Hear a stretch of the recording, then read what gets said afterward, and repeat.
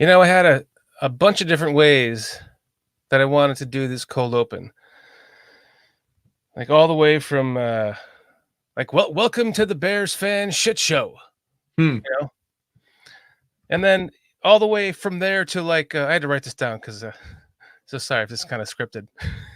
All the way from that to Justin Fields he had his best game, right? But Dan, I decided I wanted to land this cold opener on. This is all your fucking fault. Your fault. Stop coming to games. Sell your Raiders tickets. I can't. Insurance on your damn plane tickets. Do not come to Chicago. Stay away. I've got to come to the Raiders game. I've got to meet Chris Watson. I've got to meet Heidi. Sell your tickets then and just hang out outside the. Go to Wrigleyville and hang out in a bar and watch the game. I can't. I'm in the third row. My guy Ron hooked me up. I'm in the third row. I met Ron yesterday, by the way. Oh man. So that was good. Ron, really?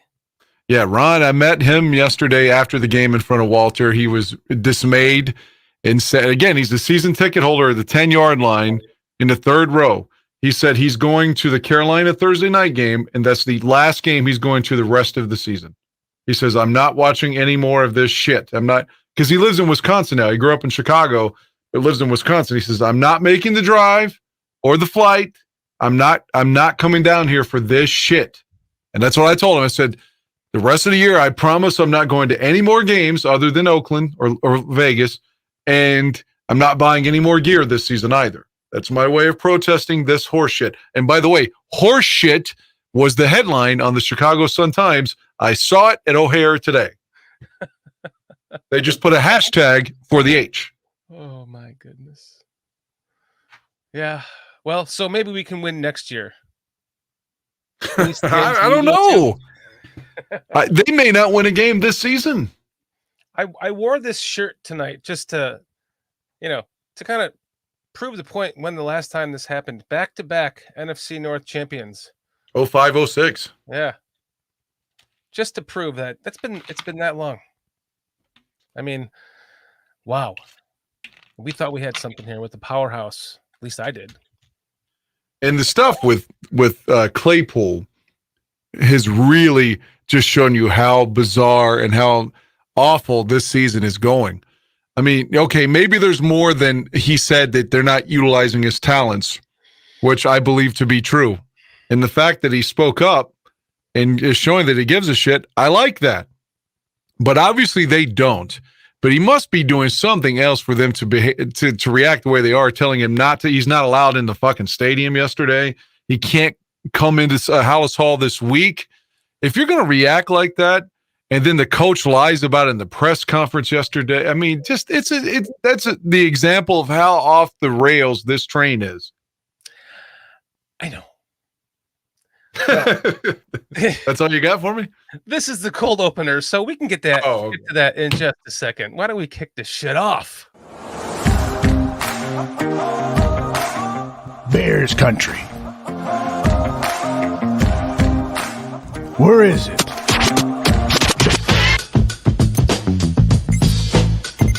You down with BCP? Yeah, you know me. You down with BCP? Yeah, you know me. You down with BCP? Yeah, you know me. You down with BCP? Yeah, you know me. Down with BCP? Yeah, you know me. You down with BCP? Yeah, you know me. You down with BCP? Yeah, you know me. You down with BCP?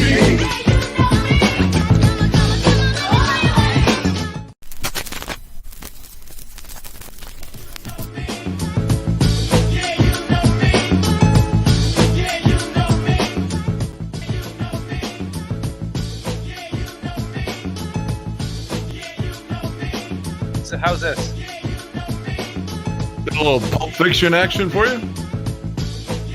I thought you were doing the Travolta and Uma Thurman, like that V thing they were doing when they were dancing. Yeah, I'm just trying to figure something out here for the opener.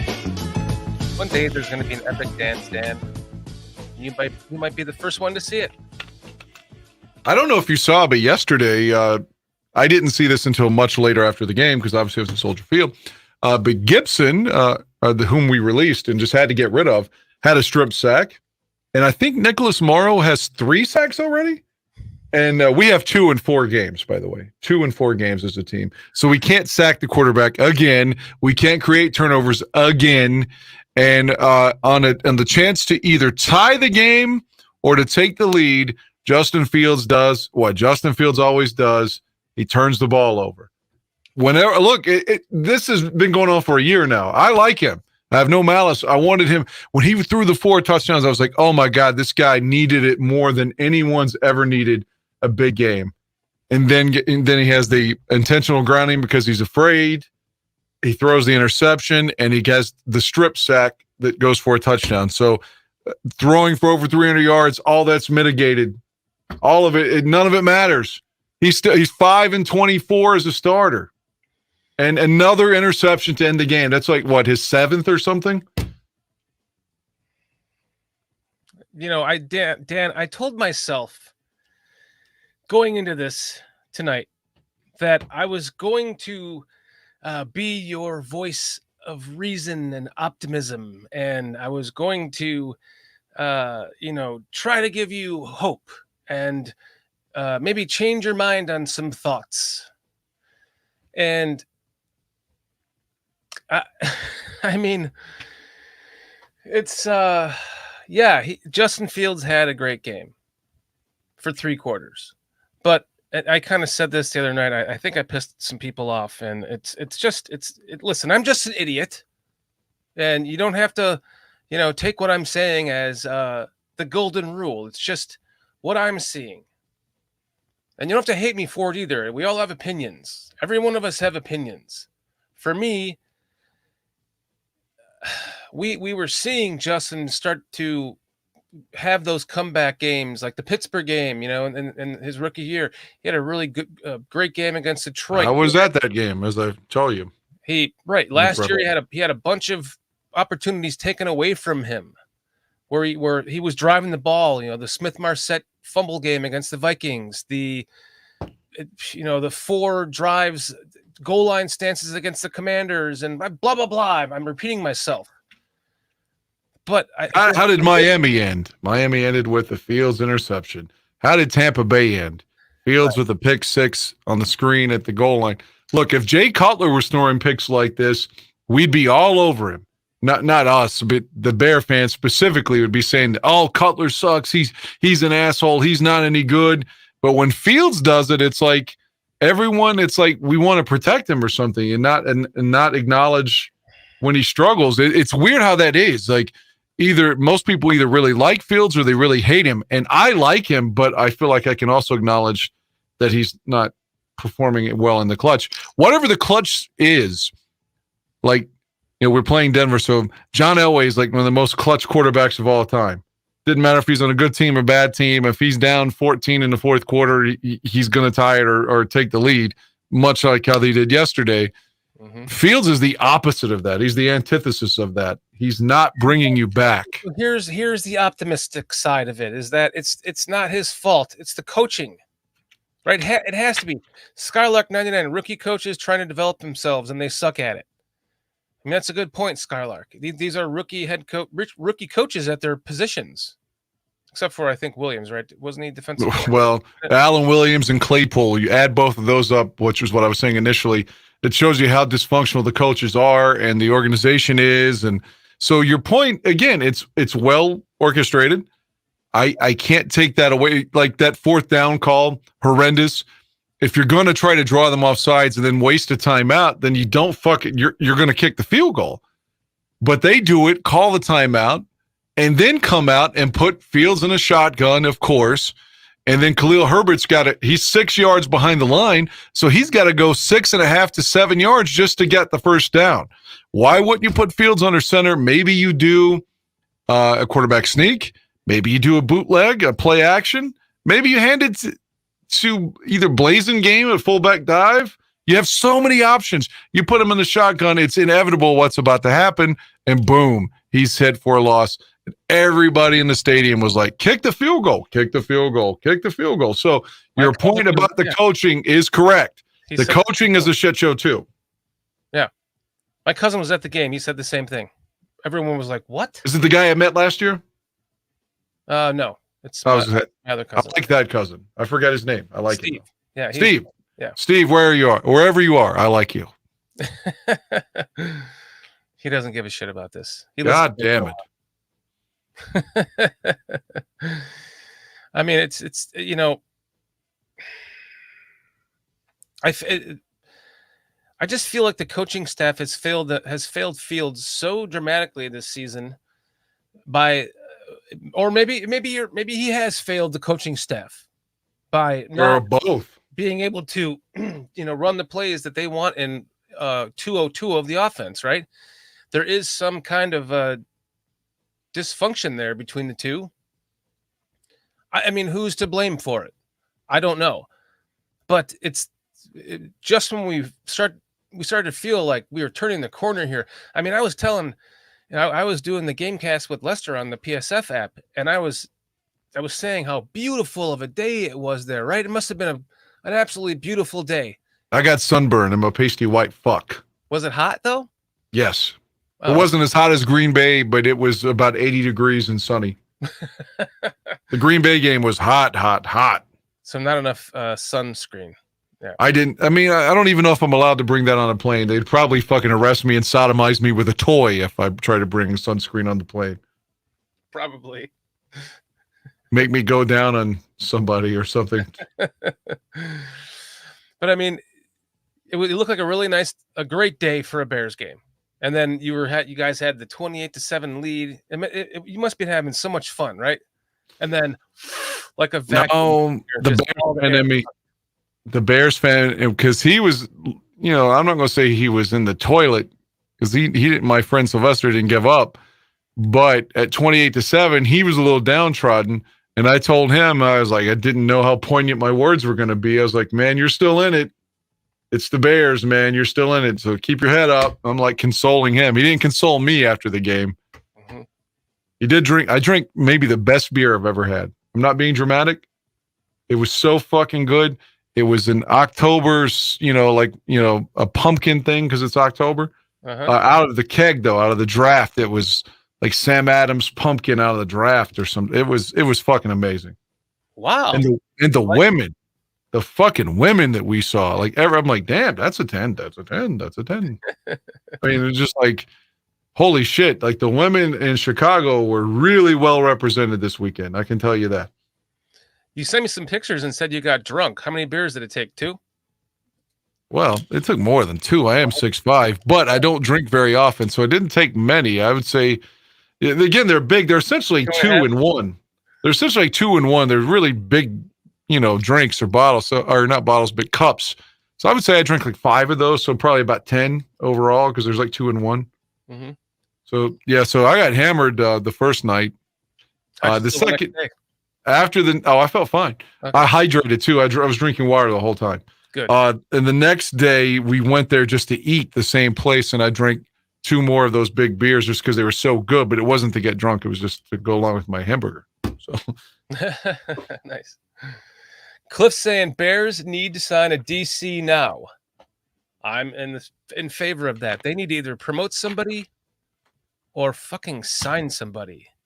Yeah, if Eberflus was the defensive coordinator and wasn't the head coach, he would be fired. He would be fired, but he can't fire himself, I guess, or he's not going to fire himself. So, yeah, I agree with Mr. Cliff Victoria there, but he's not going to do it, man. These coaches get it's vanity. They just get this ego and they can't. You can see they're failing and everyone knows they're failing, but they're doing everything they can to continue that failure. I don't know what malort means. What's that mean? Oh, okay. So you've never had malort. Okay, I meant to ask you this question. Malort is a drink. It's called Jepson's Malort, and it's is that liquor? It's like a liqueur. Oh, I definitely didn't drink that. I've never had it, but apparently it is absolutely. It's like people have described it in a million different ways as the worst thing. Basically anything from like a litter box in your mouth for a month to it's anything in between in there. Vaginal discharge.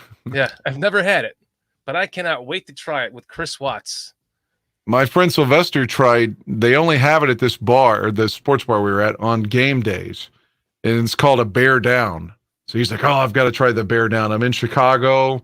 It's game day." Because he tried to get it the Saturday night. It was their most expensive mixed drink, but they only do it on game day. So he was like, "I got to try the Bear Down." He's like, "Oh, this is terrible. This is the worst thing I've ever drunk." He's like, "Do you want to try it?" I said, "Look at it. It looks green. It's like in Packer colors." So no, I don't want it.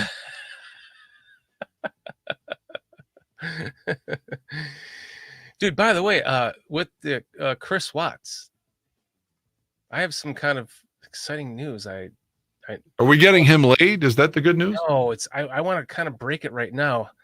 Do it. All right. Well, we're getting him a whore? No, even better. Well, maybe not for him, but yeah, not for him. I think he would agree with me. We got to get him laid. Yeah, not a whore. He can find somebody better than that. So hold on. So let me just, for anybody here that doesn't know, Chris Watts is a fan from England. He's in Yorkshire. Made friends with him. He's been on the show many, many times. He's on the Bar Room. He does the Barfly Tailgate show. I set up a GoFundMe for him to bring him to Chicago. And this is the video that I made for the promotion for that. So let me just play it for you really quick.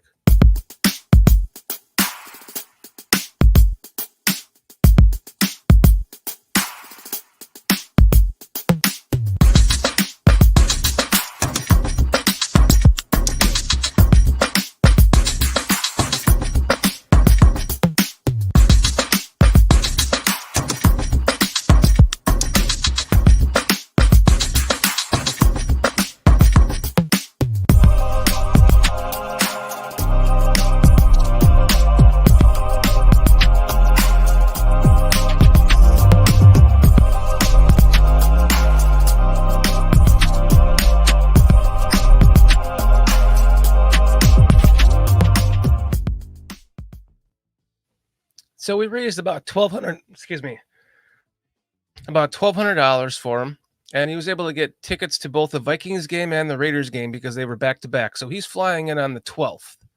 And Lynn Hayden, who I do a show with on Thursday, she has her own channel called Lynn Hayden. Let's Talk Chicago Bears. You're hooking her up with him? No. Sorry.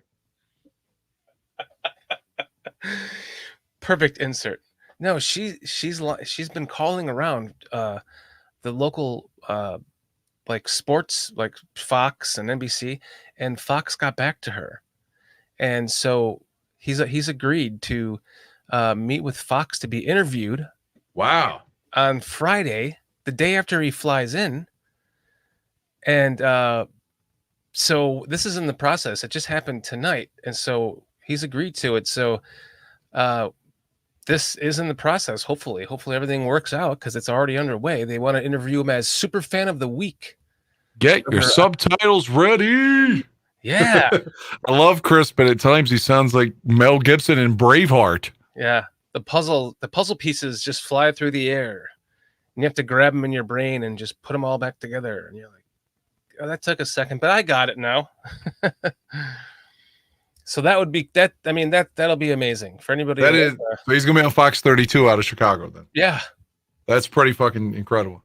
Yeah, thanks. Why didn't they talk to me? I mean, I'm hopping planes and buses and walking and hitchhiking and all this shit. this dumb fuck comes here all the time from West Virginia, for God's sake. We'll have to work on that for you next year, Dan. Yeah, maybe I can meet Wani. I saw him last night. He's still got such a great head of hair. Oh, that's good for him. But maybe arranging something like that for you would actually be what it takes to get you a fucking win in a game. Oh God. Yep. Because seriously, 14 straight losses for the Bears and 15 out of 16. And my record now watching the Bears live is 1 win and 9 losses. Ugh. I feel like David Montgomery now. I just can't take any more losing. That's what he said when he went to Detroit. The losing's getting me down. That's why I went to the Lions. Oh man.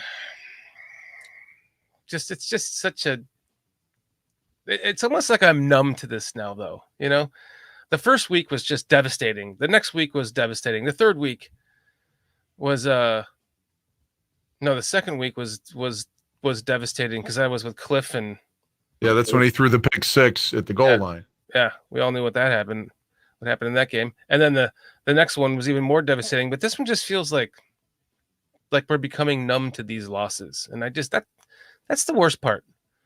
I mean, we've had bad seasons before, but holy shit, guys. Yeah, but we never had a guy that we thought was legitimately the franchise quarterback. And again, I know everyone's going to say, what about this? What about that? And I know we had Nagy the first year. I get it. And Eberflus isn't any better. I get it. Hold on, you fucked up. I'm not even going to get into that. I have zero thought. Well, took me a second. Well, I'm just saying the coaching sucks, but he hasn't grown, man. He has not grown. He has not gotten better. He's not shown enough progress. And yesterday just shows you that. I mean, he's not going to have more than likely that kind of game against a stout defense. So yesterday was his chance to show off and show what he's got. And he still couldn't keep it together in the fourth quarter. He's 5 of 11 in the fourth quarter with, an intentional grounding and 2 turnovers. Yeah. It's just, man, he crumbles under pressure. And I think more than anything, I love the guy. I want him, I feel like he's a good guy, a stand-up guy, a smart guy. And it's just like, man, when I played baseball, I wanted to hit 350. But I was more like 250, so I wasn't going anywhere. I mean, I was okay, he's okay. We want him to be great. He wants to be great, but he's just not. And when you have 2 right now, the first pick and the second pick in the draft, how tantalizing is that other quarter? Even if I don't even want to start talking college because I don't watch college, but I hear about the kid from USC, whomever that guy is, there's no way if you're a Bears executive that you're not saying we had the first 2 picks in the draft, one's a quarterback, one's a defensive end. There's no way around it. They need pass rush and they need a quarterback. That's why I don't want to say the name again, but I just feel like if I said it last night on the post-game show. If you're fucking 0-12 or 0-10 or 0-15 or whatever the hell, you at some point you have to figure out what you have in the internet sensation known as Tyson Bagent. Right. And if you don't have to draft a quarterback and you can use both those picks on let's say a Marvin Harrison Jr. and a defensive end, then how much more special would that be? Or a stud left tackle? Like a stud left tackle? Are you saying Larry Borum's not a stud left tackle? Oh, yeah, you're right. He's terrible. Braxton Jones. I mean, he's but Larry Borum's who's playing left tackle right now because Braxton's on the IR. Right. And 75 was called for an assortment of penalties. I praised him last week for looking pretty good against Kansas City, but he was like, let me show you who I really am against the Broncos. Hey, but they activated or are going to be designating to activate Jenkins now. He's served his 4-game imprisonment.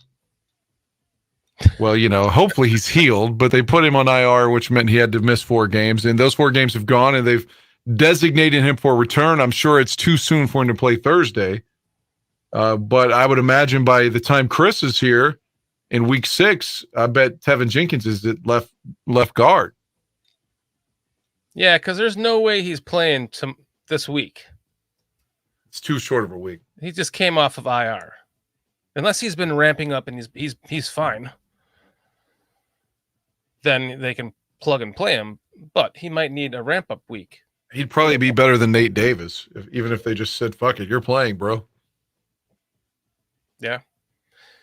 Man, we have to stop here for a second and acknowledge chat blowing up here. Thank you guys for joining us. GCA Destroyer 1320 just got in. Thanks for joining us. Zach Sullivan, Skylark 99, Mr. Mayhem, Cliff Victoria, Mo Bierman, Mark Kazak. Guys, thank you all for joining us. If I missed you, I'm sorry. Zach Sullivan, GCA, Stephen Bennett. Is that goddamn Lions fan here? Oidi Duro. Ultiduro? That's an interesting name. Thanks for joining us. What was your question? Says that goddamn Lions fan here, but if he is, he's got so much reason to pound his chest. I mean, damn, they beat Green Bay too. They beat Kansas City, like all on the road. They kicked Green Bay's fucking ass. I know the Lions are who, to quote Dennis Green, are who we thought we were, or Right. something like that. Vernon Roseman, you know Vernon. Dan, thanks for joining us, Vern. Yeah, Vernon was a cool dude to interview that when you had him on. Well, just Yeah. to talk to him. I thought Yeah. interesting guy. He's saying I've got to deal with these Washingtonians this week. Yeah, that's right. Oh yeah. How are you feeling about that, Vernon? I'm not feeling good. Ouch. I don't know if what week the flex starts, but the Bears are at Los Angeles, the Los Angeles Chargers on a Sunday night game, I believe. I think it's Sunday night in week 9. If they can flex, NBC is going to get that way away from that damn game. Yeah, I know it's just not looking good. I mean, this defensive line this week is terrifying. Then maybe Chris Watts can be our good luck for the Vikings game. Or Yeah. Heidi. Yeah. Or Heidi's got cute feet. I don't know about Chris's, but Heidi's got really cute feet.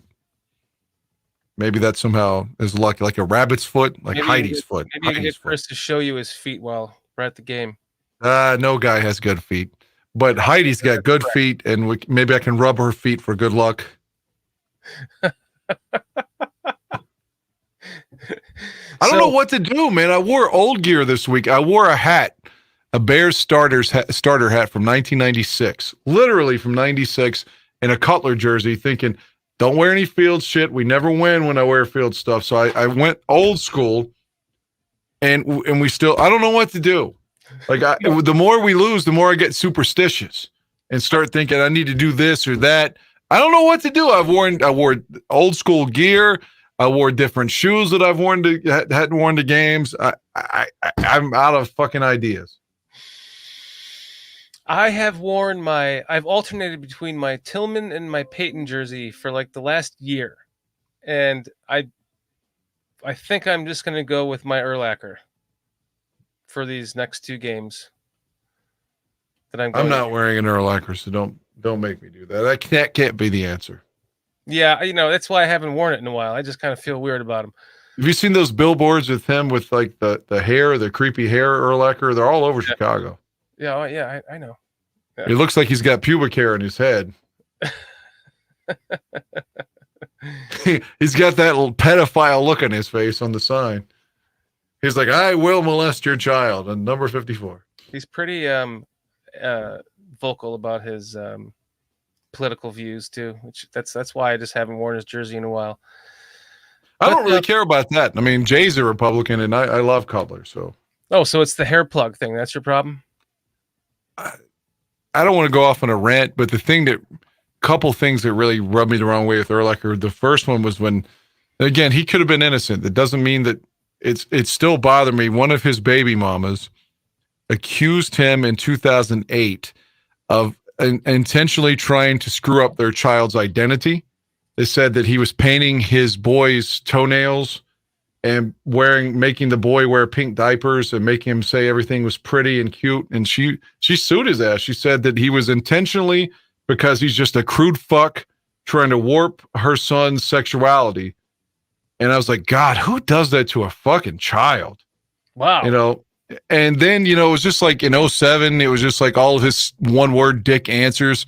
Because everyone said Jay's a dick, but how many times you hear in 2007 Urlacher say like, yeah, go to foxsports.com, go to Jay Glazer for my response. It's just like he was a dick that whole season. As soon as Jay got traded for, he and Bobby Wade called Cutler a pussy.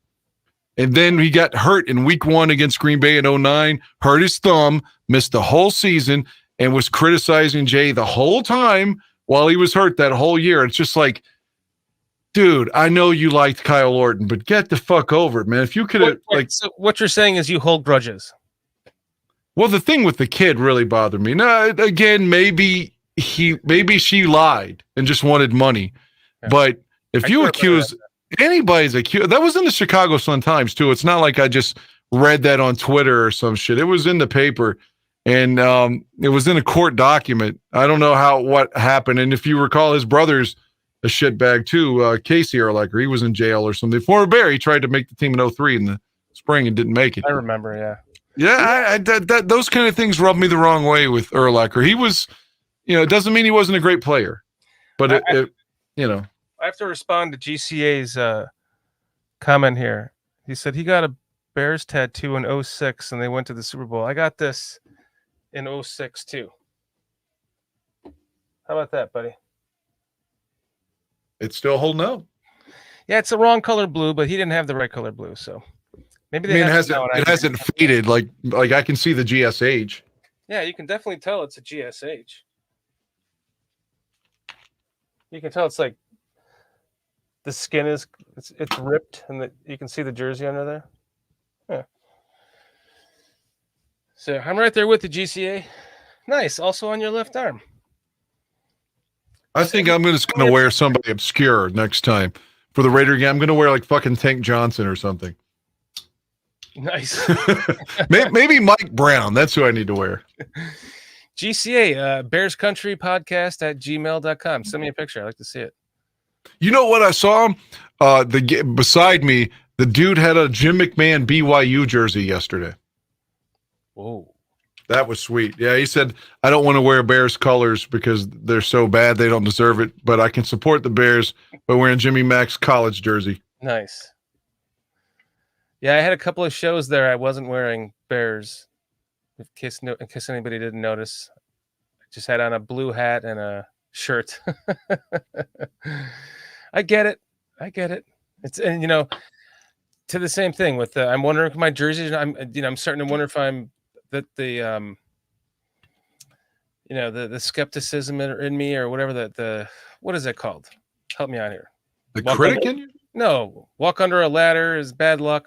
Superstition. Yeah, the superstitiousness in me says, maybe I need to change my damn jersey or stop going to the games.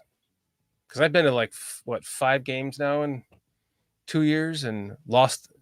No, the first game was last year against San Francisco. They won that game. Yes, I went to Miami. The losses. Both of us went to Miami. I know you went to Atlanta and to Tampa Bay and the 49ers. So there's 4. For me, I went to Miami and Minnesota last year, and so far this year I've gone to Green Bay and Denver. So we've both gone to 4 games since the start of 2022. All losses. Well, no, yours was a win on opening day. One of mine was a win, yeah. Yeah. I was watching that on TV with my girlfriend at the time and thought, I told you we were going to beat San Francisco. And the fields had the rain and the snow angel thing in the rain. It just looked like, this is an iconic moment. We got our guy. I know. Sure did, didn't it? Yep. It lives in infamy, the slide. Man. Jerome, thanks for joining us. Today's interview with Flus was a disaster for him. STC, thanks for joining us too. Thankfully, I didn't hear what he had to say today because I was traveling. Yeah, it wasn't. It was the same old bullshit. Just picture in your head what you think his responses would be to everything, and you have it. Oh, we're having really good practices. We're working on our culture. That's why we told. Did I say yesterday he didn't want to come to the stadium? We told him not to. I'm sorry, I missed Saturday. That. He backtracked and said instead of saying he learned yesterday is the news, he backtracked and said it was Saturday, and he was just it was after the game, so everything was his mind was different places, and he told everyone that it was it was a mistake, something like that. It was just Eberflus is a liar as well.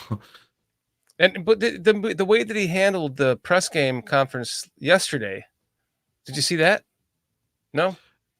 I hope to watch the TV copy of the game when I go home tonight.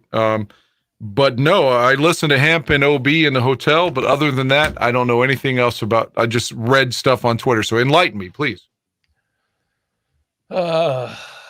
They just, the interview was almost over, and they just stunned him with Claypool questions, and he was just fumbling and bumbling and stammering, just very uncomfortably, and you almost felt bad for him.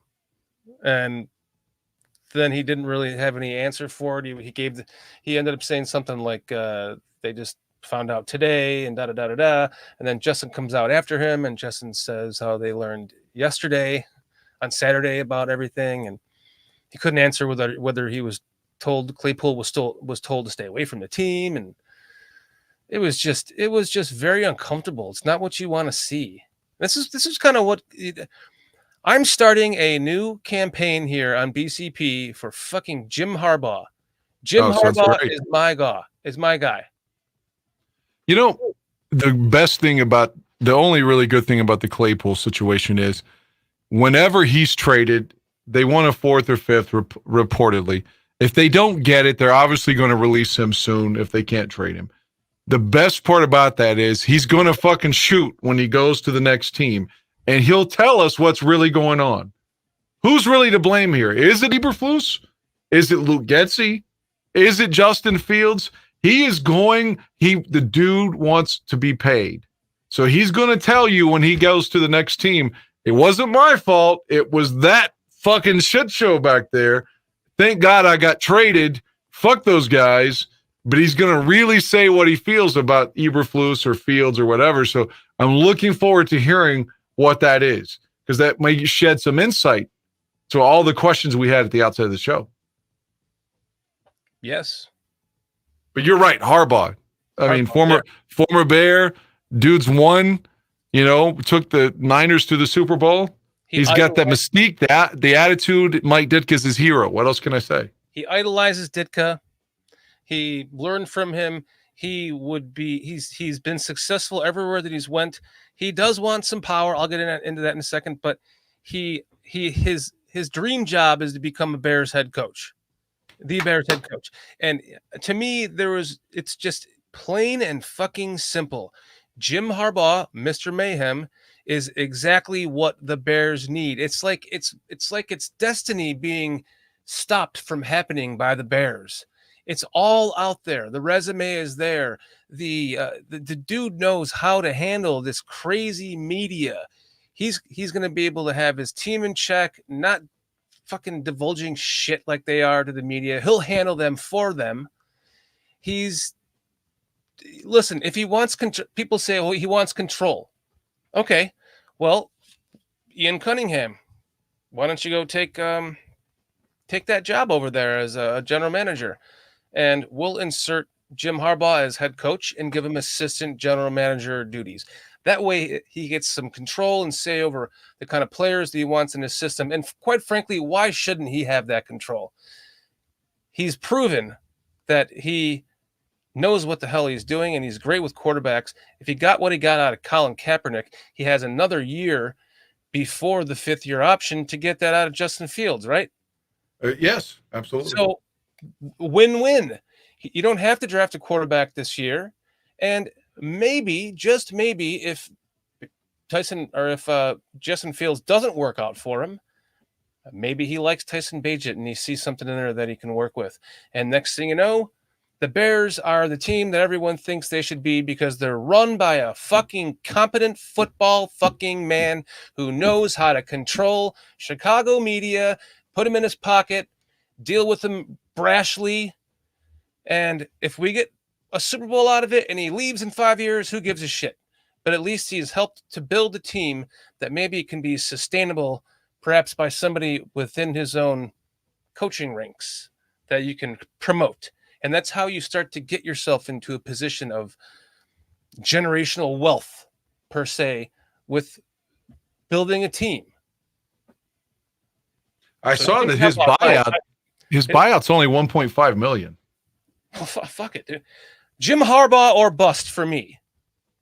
I'm going to start making T-shirts. I'm going to make videos. We got to get Jim Harbaugh here. He's the guy. It's that obvious, Dan. It's that obvious.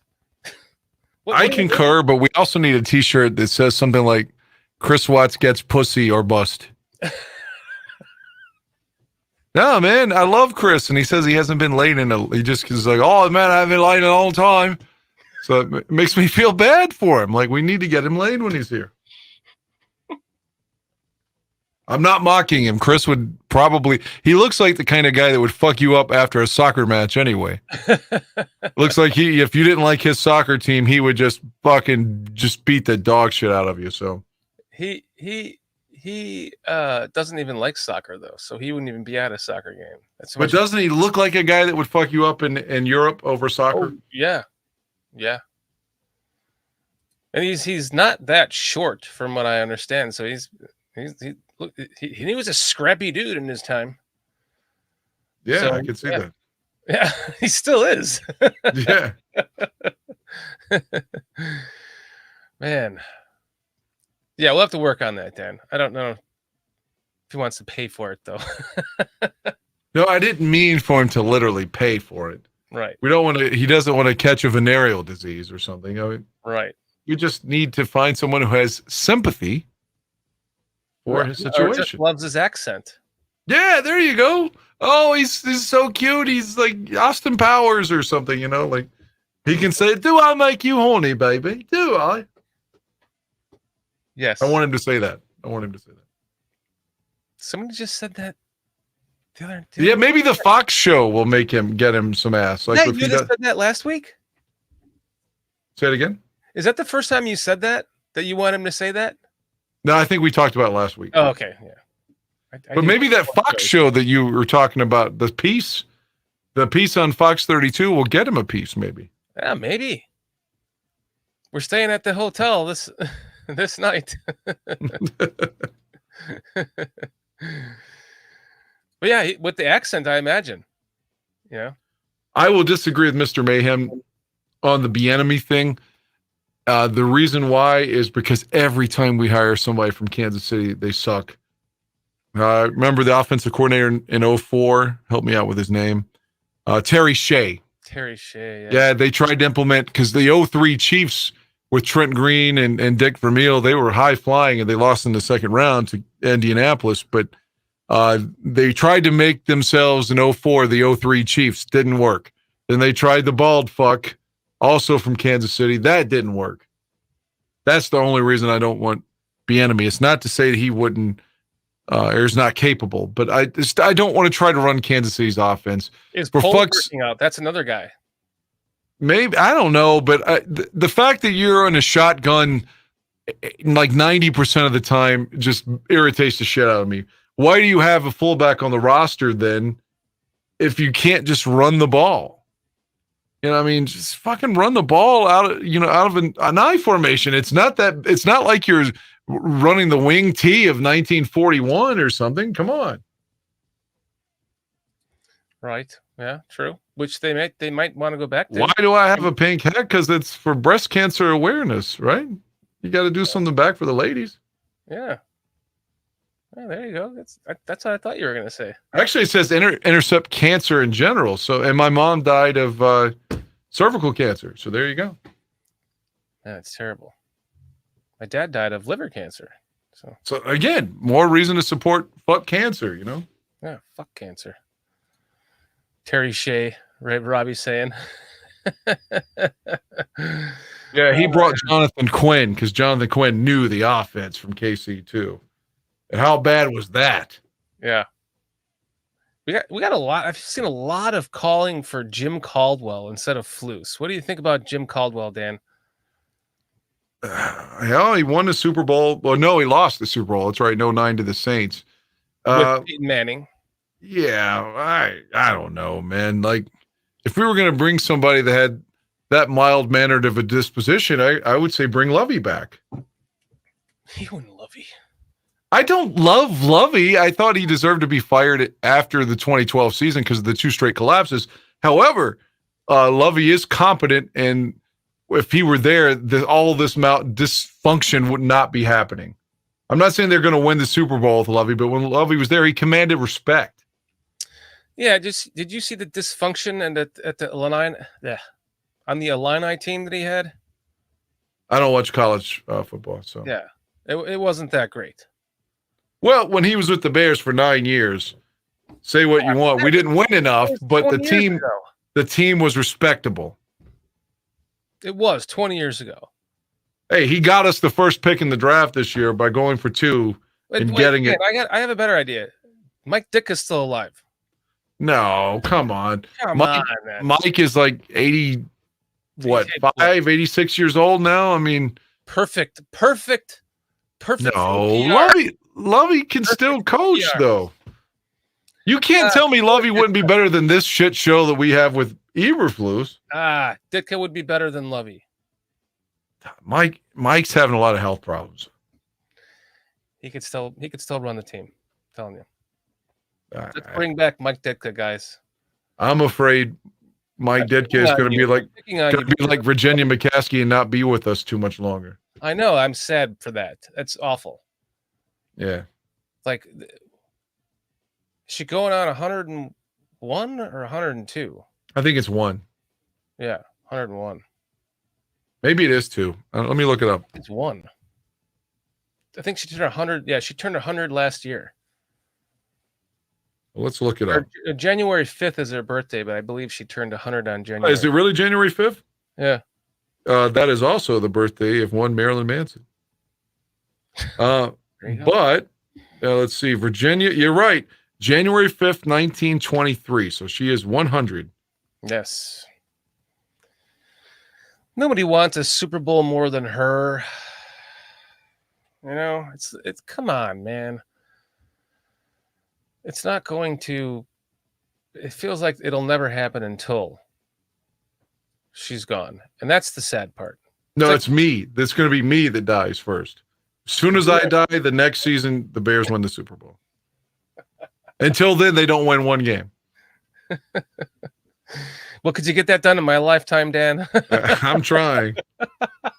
If I keep flying out there and eating McDonald's at O'Hare, I'm going to kill myself.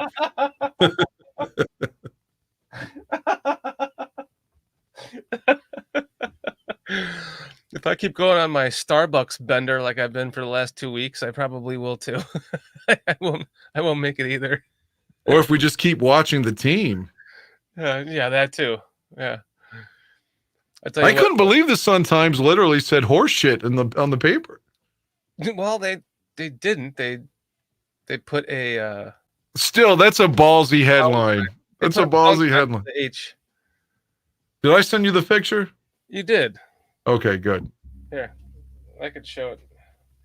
It's literally It's the greatest headline in a newspaper I've ever seen. So they're getting an edge over at the Sun-Times, man. Almost a borderline rated R headline. Here you go. Horse shit with Eberflus.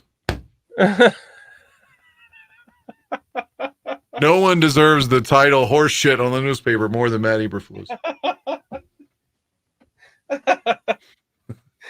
Oh my goodness. That's our media for you. That's clever. All right. I don't mean to direct the ship here. It's your show. I'm saying, but if we're going to try to be positive, because maybe this is, catharsis and all to be negative, but maybe we need to be positive. You're going to be 0-5 more than likely, but you get almost 2 weeks off. I don't know. Is there any positive in there? Some solace? Maybe they make a change somewhere in between there. I don't know if the Bears have the temerity to actually make a coaching change in season, because they would have fired Tressman or Fox or Nagy in the mid-season and didn't. Remember they had that report that the bald fuck was going to get fired, and then they denounced it immediately. Yeah, you know what the common denominator is between all of those non-mid-season firings? They've all been first-time head coaches that didn't have Fox. Except for Fox, that didn't have, well, even Fox, other than Fangio, I guess. He's like probably the only example but everybody else had incompetence behind them. including this regime. So who are you going to put in there? Getsy? No. He might be the guy you have to fire then if it's not Eberflus.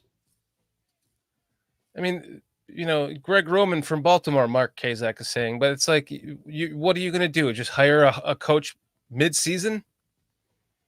You have to. Sure. No.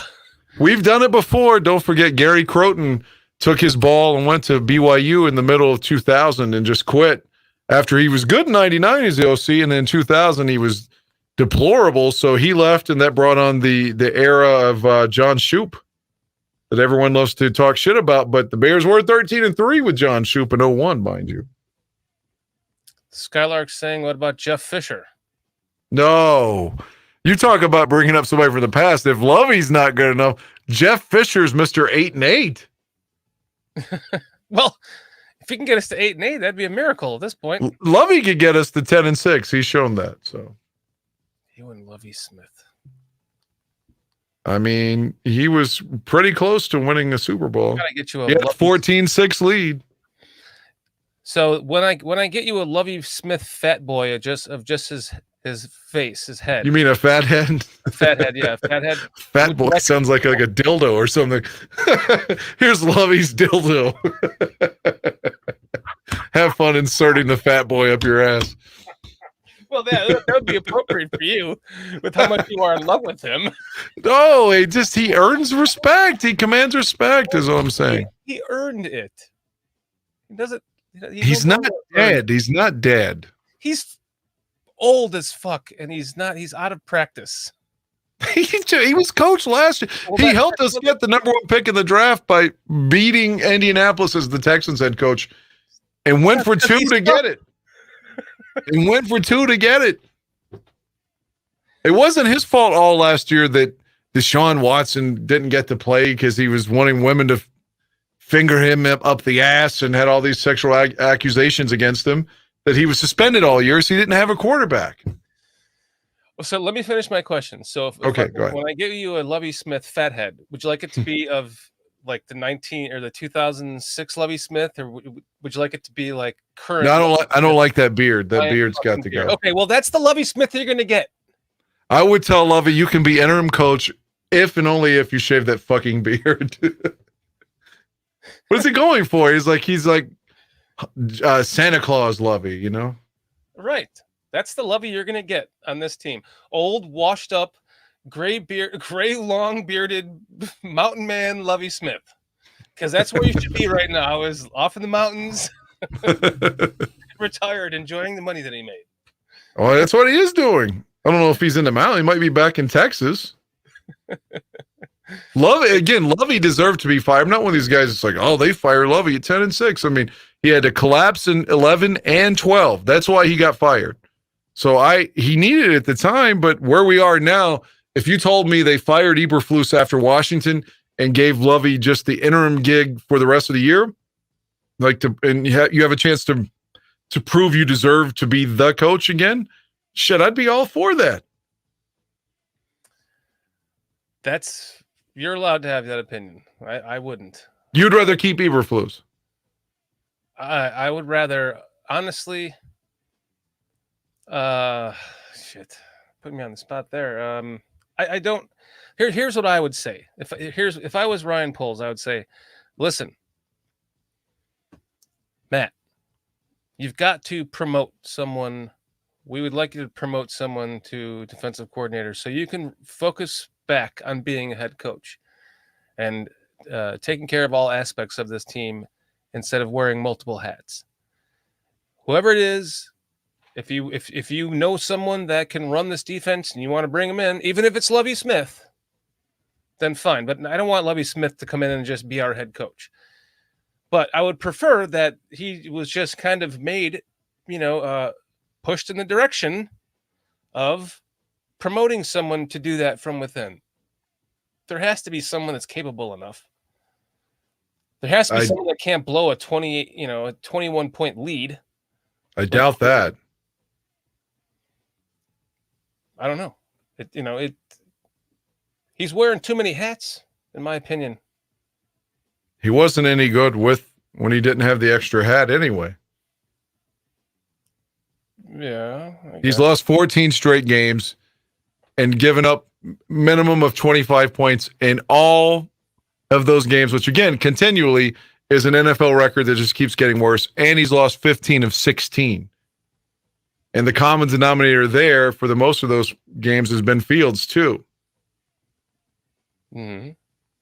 The Fields again, 5 and 24. Like he's had almost 30 starts and only won 5 fucking games. If you want to bring him in to make him DC, He's not going to come in for DC. The only guy that's ever done that I can think of is Vance Joseph in Denver, ironically, was the head coach and then went back as the DC.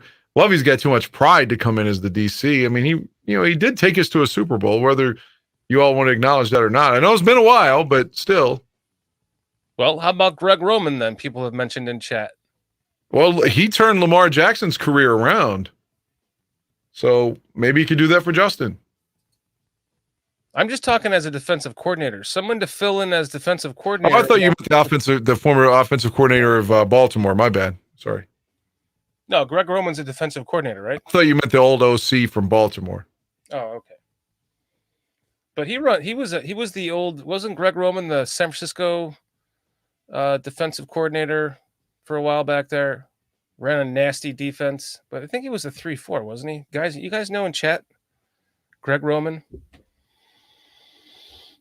But no, that's the guy I thought. He's the offensive coordinator of the Ravens. Oh, so who's the guy I'm thinking of? San Francisco had Vic Fangio, and then they had the guy Saleh that coaches the Giants now. It was before Fangio. Well, that's who Harbaugh had, and Robert Saleh was after that. So what was it? Mike Singletary's defensive coordinator? Singletary was interim coach and like 09 or 10 or whatever. Yeah, we're just Laz. We're talking about someone right now to just come in and run the damn defense for us. Because I really believe that Flus needs to just give that back up to somebody and go back to being a head coach and run that duty. Too many hats. It's like the Nagy syndrome. He's trying to run the offense. It's not working, and head coach the team. So if that's what I would do if I was Poles right now. I'm not going to fire him because I'm not going to just bring in another coach off the street to just pick up right in the middle of nowhere and try to lead a team, from the street. That's ridiculous. So if you can bring someone off the street that knows the style of defense that you're running and can adapt to the play calling so that the team can, continue to operate. That's all you need. At this point, you're just taking that duty out of the head coach's hands. Maybe that Wilkes guy that coached in Carolina last year. Who?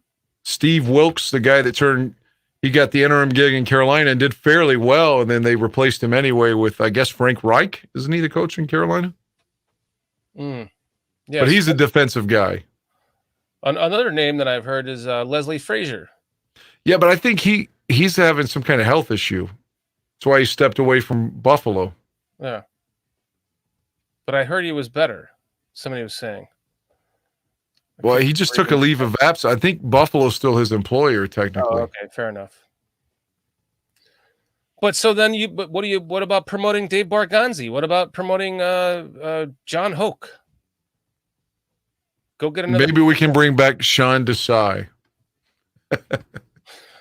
Remember, we promoted him in Bald Fucks last year, and what did he do? Nothing.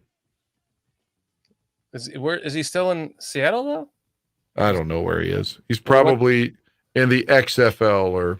He became Seattle's defensive coordinator last year. I think he works at the university that Bajent's from. He's at Shepherd. I'm joking, but Steve Wilkes, that's who I was advocating for. Yeah, he used to be on Lovey's staff. I think you're right, Ravi. I mean, I don't know. It just seems the most obvious answer to me. You're not going to fire it. You're not going to go firing Flus, and there's no one to replace him with. So there's no promotion worthy guy below him. So promote from within, yeah, and give that job to somebody else. DG Daniels. DG Daniels, man, great to see you again. I haven't seen you in a while, brother. I know it's hibernation time, and now you're probably coming back out because you're just infuriated with this team, and I don't blame you. Good to see you again. Along with Ravi and Laz, Demand 1599. Great to see you guys. Man, it just feels like a therapy session every fucking week now, doesn't it? It just feels like a dysfunctional family with an alcoholic father beating my mother is what it feels like. And I'm in between getting hit too.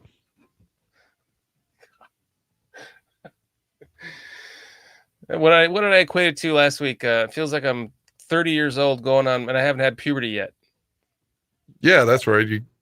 It's like everyone around me is getting laid or married or having children. At the very least, they're jerking off at will.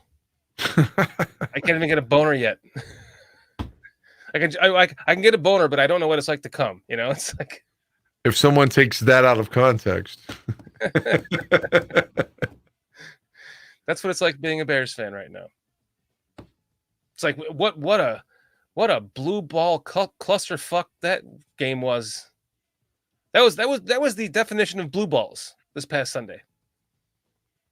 So, you know, maybe one day I'll be able to hit puberty. That's how I feel. Jesus. It was really bad. I mean, I don't know what to equate it to. They had that meltdown against New England in 2002 at Champaign. Of course, no one will ever acknowledge, but they got, a Tom Brady call. Now it's Mahomes. He's the Kansas City Patriots. But at the game in Champaign, the late Brian Robinson intercepted him, went 3 yards with the ball, like 3 fucking yards with it, and they claimed that he didn't have control of it, gave the Patriots the ball back, and then they threw the touchdown to beat us, which also the catch was questionable in the back of the end zone. But the Bears had a big lead in the third quarter, and it dissipated just like yesterday. I'm sorry. I'm just laughing at Mo here. They make a pill for that, Shorty. I'm trying to type it here in chat. But so they make it. Wait, so Mo, you're saying they make a pill for me to finally hit puberty at 30 years old? Is that what you're saying? Sorry, Dan. I was laughing at that in my head. Oh, it's okay. We got Swifty in the house. What's up, Swifty? So what's going to happen this week, Dan? Just an even bigger debacle of clusterfuck? A bigger shit show? Based on all the history that we've seen with the team going back to Reagan's presidency, more than likely they'll be on national TV and just be dreadful. Of course, it's not really on national, it's on Amazon, but you get the point. It's probably just going to be another fucking debacle. Like the Bears at Packers in 2014 with Trestman when we're down 50-3 or something, at the 42-0. Remember that? It was in the second quarter, I think.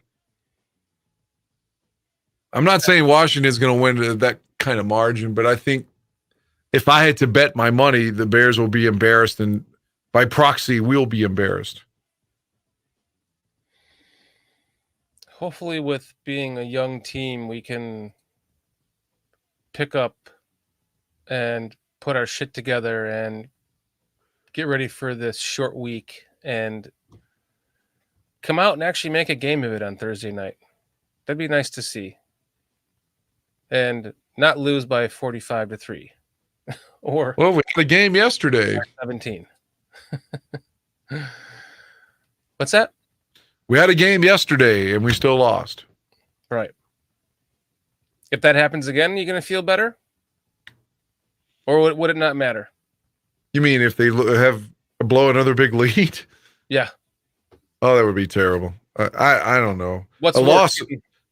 A loss is a loss is a loss is a loss, as they say. I don't know what's even. I don't know what's worse. The worst case scenario, I guess, would be Fields coming out and throwing 4 picks in the first half or something like that. That would be the worst.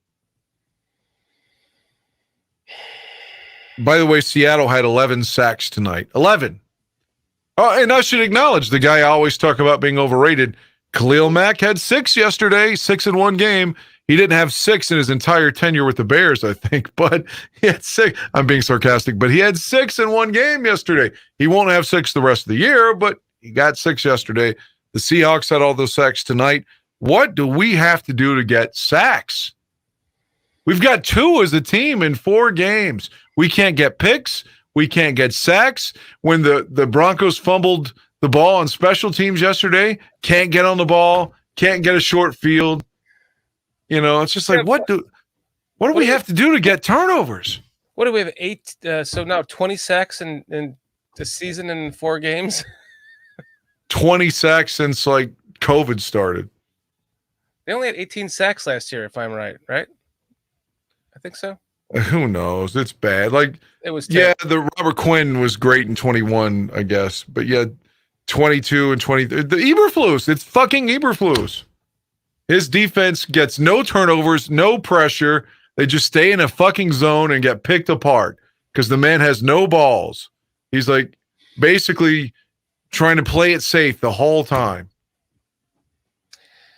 Dan, we got some guys that are actually kind of confident in this week going in the Bears. Washington almost beat Philly yesterday, by the way. Yeah, they did.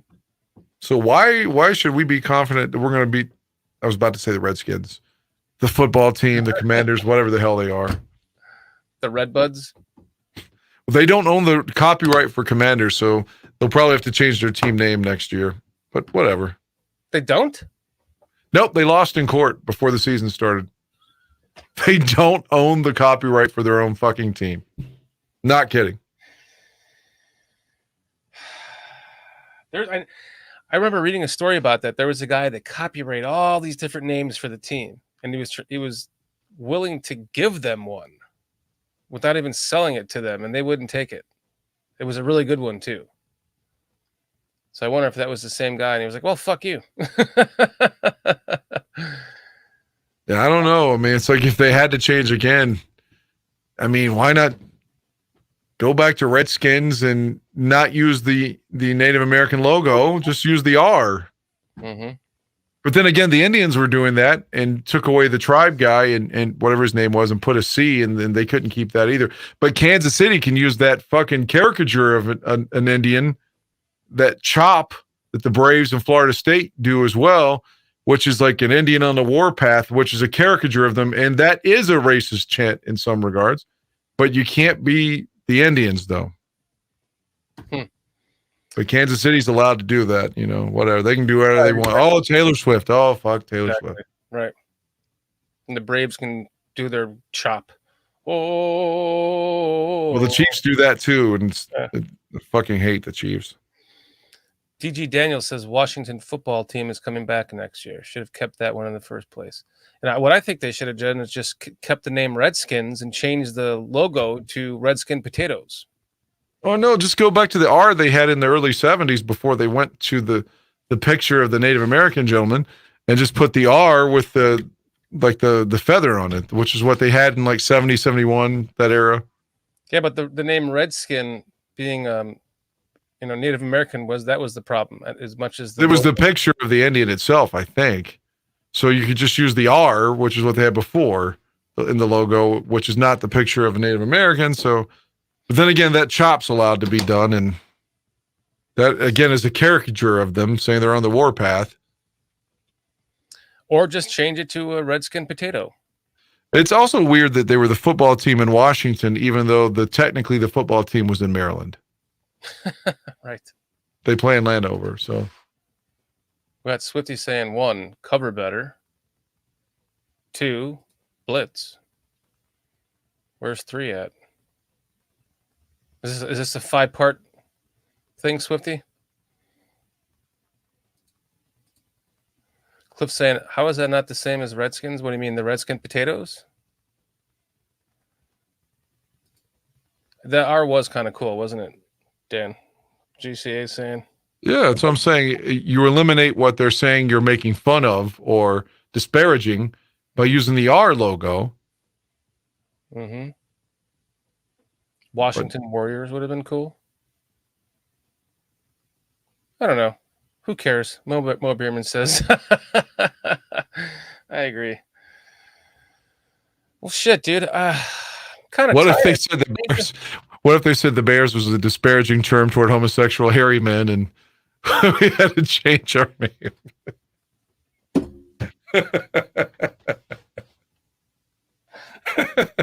I'm tired too, clearly. Oh man. Yeah, I know we kind of wanted to keep this show short tonight because you had a long weekend and just recently got home, right? Yeah, as soon as I got home, I took care of my animals and fed them and changed their litter out and got in my Jeep and came straight to work. So, I unpacked my bag too. Started washing all my clothes I had, but that's it. And then like 2 hours later, hopped on this. Exactly. Gonna go home and finish cleaning house afterwards and hope to watch the Bears Denver TV footage, or the game rather, the TV copy. And I hope to stay awake. But again, at 10 o'clock in the morning, the group's supposed to come to my house and start installing some kind of drainage system in my basement. It's going to take all day tomorrow and all day Wednesday, so I won't be able to sleep before I go to work at night. And it costs $10,600. So. Oh my God. It's supposed to officially finish the basement, though, and keep it dry. No groundwater that way. Or so I'm told. Wow. You just keep getting nailed left and right with those big bills like that. Holy shit. Yep, Goldman Sachs has that loan. And Wells Fargo has my mortgage. And, these corporations own my life. No shit, man. Oh, man. By the way, I don't know if he wants me to say specifics, so I won't. But I will acknowledge in a continuing of bad luck, and I won't even say who it is, Aldo had a really close family member have to have emergency surgery on Saturday. Oh, really close. So it's just like the bad luck continues for all of us, man. Wow, that's awful. Yeah, I don't mean any disrespect to Aldo. That's why I don't want to say who it is and all that. But it was, again, somebody he really cares about. And it's just like, fuck, man. Even if he wasn't hurt, let's say he wasn't hurt with the recuperating, because initially he was supposed to go the game with me. He wouldn't have been able to go on anyway because of what happened Saturday. No shit, yeah. So thankfully Sylvester was. It's a good thing it didn't happen last second. Yeah. I feel like an asshole now. I reached out to Aldo today and asked him if I told him about the Chris Watts thing with the Fox News, and I was asking him if maybe if he could politely ask him if maybe he could help with a hotel via Donna. Right. Yeah, she's a boss, man. Just like somewhere right around where the Fox studio is, just because I'm gonna be picking up Chris he lands at 7:30 on Thursday, and that thing is at like 8 o'clock in the morning on Friday. So we're just gonna have to go to a hotel. Well, Donna could definitely tell you where to go. I mean, she could go through customs and all that shit too. Yeah. Yeah, I'm saying she knows. She's a champion on that stuff. Yeah, definitely. So, but I feel like an asshole asking him now. I didn't realize he was going through shit like that. So. No, I mean, he was supposed to eat dinner with us, and obviously he couldn't. So I don't know if he told anybody else. He probably wouldn't even have told us if he didn't know. He already had plans, though. We were supposed to meet. What's the name of the town that O'Hare's in, or just outside of? Chicago? No. Right out. It's fuck. Let me look it up. I'll tell you, we were supposed to eat dinner in a town that's like 3 miles from the airport. Shit. Look it up. Gosh, that's Rosemont? That's a good guess. It might be it. Let me see. I don't know. I'm trying to think of what towns are right next to it. It is Rosemont. Yes. Good. Excellent, Mayhem. It was Rosemont. That's where we were supposed to eat at. Eduardo Miguel saying, Dan, you need to hire Mexicans out there. They'll save you thousands. Oh man, I can't endorse that. He's picking on himself, so it's all good. And I'm going to be with my favorite Mexican lady, Heidi Zimmerman, for the Raider game. And her feet. And her feet. You're gonna pay her for pictures? No, she'll let me suck her toes and everything. I'm joking. No, but Heidi's great, man. She sent me a message. She's like, "I'm so sorry you had to watch that fucking shit." Like as soon as the game ended, she was sending me messages like that. Like, I feel so badly for you to be at that game. That's the game you were at, and I paid $650 for 2 tickets.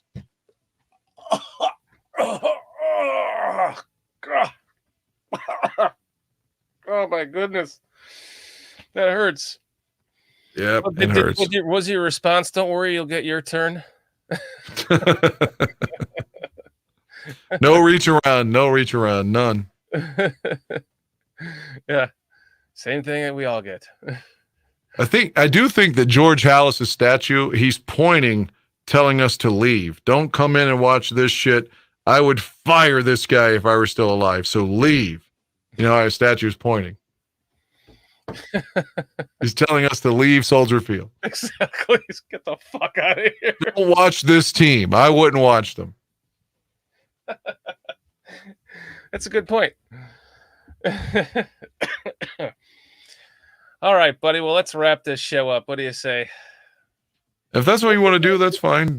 Should we do something like for real? Try to make it like go out on a good note or something. I feel like something to make it full circle. I don't know. I feel like it doesn't. It's like a song without an ending or a movie without an ending. Right yeah, now. it's like there's like no closure to it. It's like it just feels incomplete right now. Okay. Well, why don't we end it on a positive note by saying, okay. All right. So even though we have only 4 games or 4 days to go before we play the next game, right? We have to look at the positive side, guys. We're going to be doing Malort shots, right, Mark? And the Bears, Washington is also on a 4-game, hiatus between the 2 games that they played. So they don't have an advantage. They don't have to travel. We do. They don't have to travel, but maybe the travel is good for us. It gives us time to think on the plane and reflect and watch game film. Oh, let me say this real quick too, and not to interrupt your thought, but in Green Bay, the Bears, the audience, I was there. The crowd turned on Fields and the team by the 3rd quarter and was booing them. Yesterday, the crowd overwhelmingly was supportive the whole game. The only time I heard any boos was when Russell Wilson kneeled down to end the game, and then when everyone was walking off, that's when the crowd booed. But during the whole game, Fields had support the whole game. I saw somebody tweeted they were walking fans chanting Caleb Williams. Wow, I didn't hear that. And one of them was wearing a color jersey. I saw a Cutler Denver jersey while I was there. Nice. Yeah, that's old school. I saw probably 3 or 4 Bears Navy Cutler jerseys, and I had on the 1940s one, and I saw, like I said, a Bronco blue one too. I burned my Cutler jersey. See? It's what I'm saying. Everybody, it's like fashionable to hate Jay, but if he struggled as much as Fields did, I mean, God, Fields gets a pat on the back and a fucking blowjob when he struggles, but Jay gets like a fucking, the whole city telling him that he's a bum. Oh, you weren't really hurt in that championship game. That game ruined an entire year of football for me. I didn't even watch the next season. I didn't watch a Super Bowl. I didn't give a fuck. It ruined it for me, that loss. And the half the reason why I burned the jersey though was it was one of those jerseys I bought walking to the game, and just somebody was selling it on the street. So it was like the off-color blue. It was like blue. You don't want to buy one of those fake jerseys. They're terrible. Yeah, like a cubby blue Cutler jersey. And I was like, fuck this jersey. So I'm like, fuck Cutler. So I burned it. If it would have been a nice jersey, I'd still have it. I just put it. I would put a new name on the back. I'd put like Gordon on it now or something. I guess it's about time. He's got to miss Washington, and he could come back. Yeah, that'd be nice. So after the bye, he should be back for Minnesota. I assume. I think he had surgery on his broken hand. I guess he could have a club or something. I don't know. Yeah, I don't know. I didn't even realize he was on IR until today. Yeah, he got hurt during the Packer game. DG Daniels is asking. They announced the defense before the game.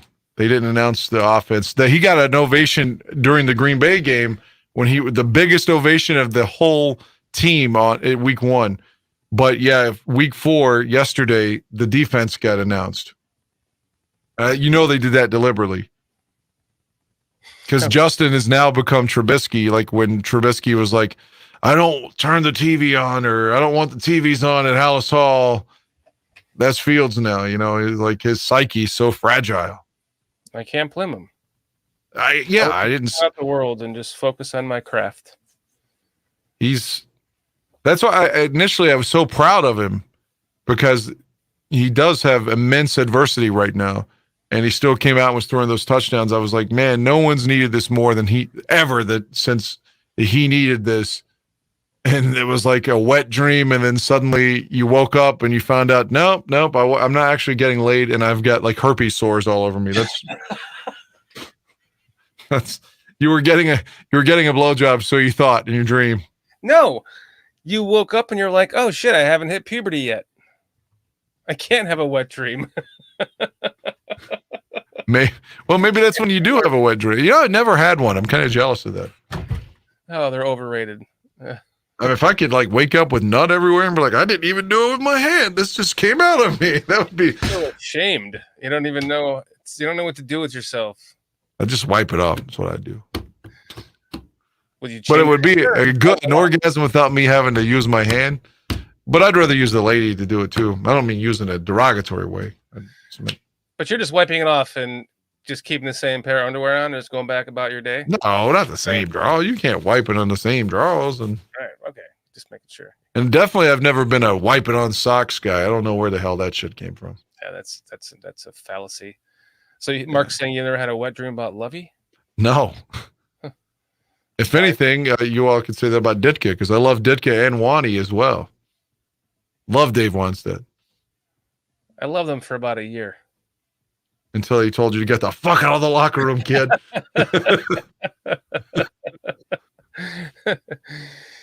Until they just, they did make the playoffs the one year with a 9-7 record. Yeah, and they beat Minnesota. Yep, lost to the Cowboys. No, San Francisco. San Francisco, yeah, with Steve Walsh. Kramer played the second half, but yeah. It's always nice. It's testing my memory to yours. That game was January 1st, 1995, and it was the first playoff game that Fox ever broadcast. Wow. It was the first season Fox had football in 1994. The 94 season, their first playoff game ever with Pat Summerall and John Madden was Chicago at Minnesota. That's impressive that you remember that. Yep, Steve Walsh was a Minnesotan. You're like, no, it's written down right here. No, I remember it. Steve Walsh was a Minnesota native too, so he got to do that in front of his family.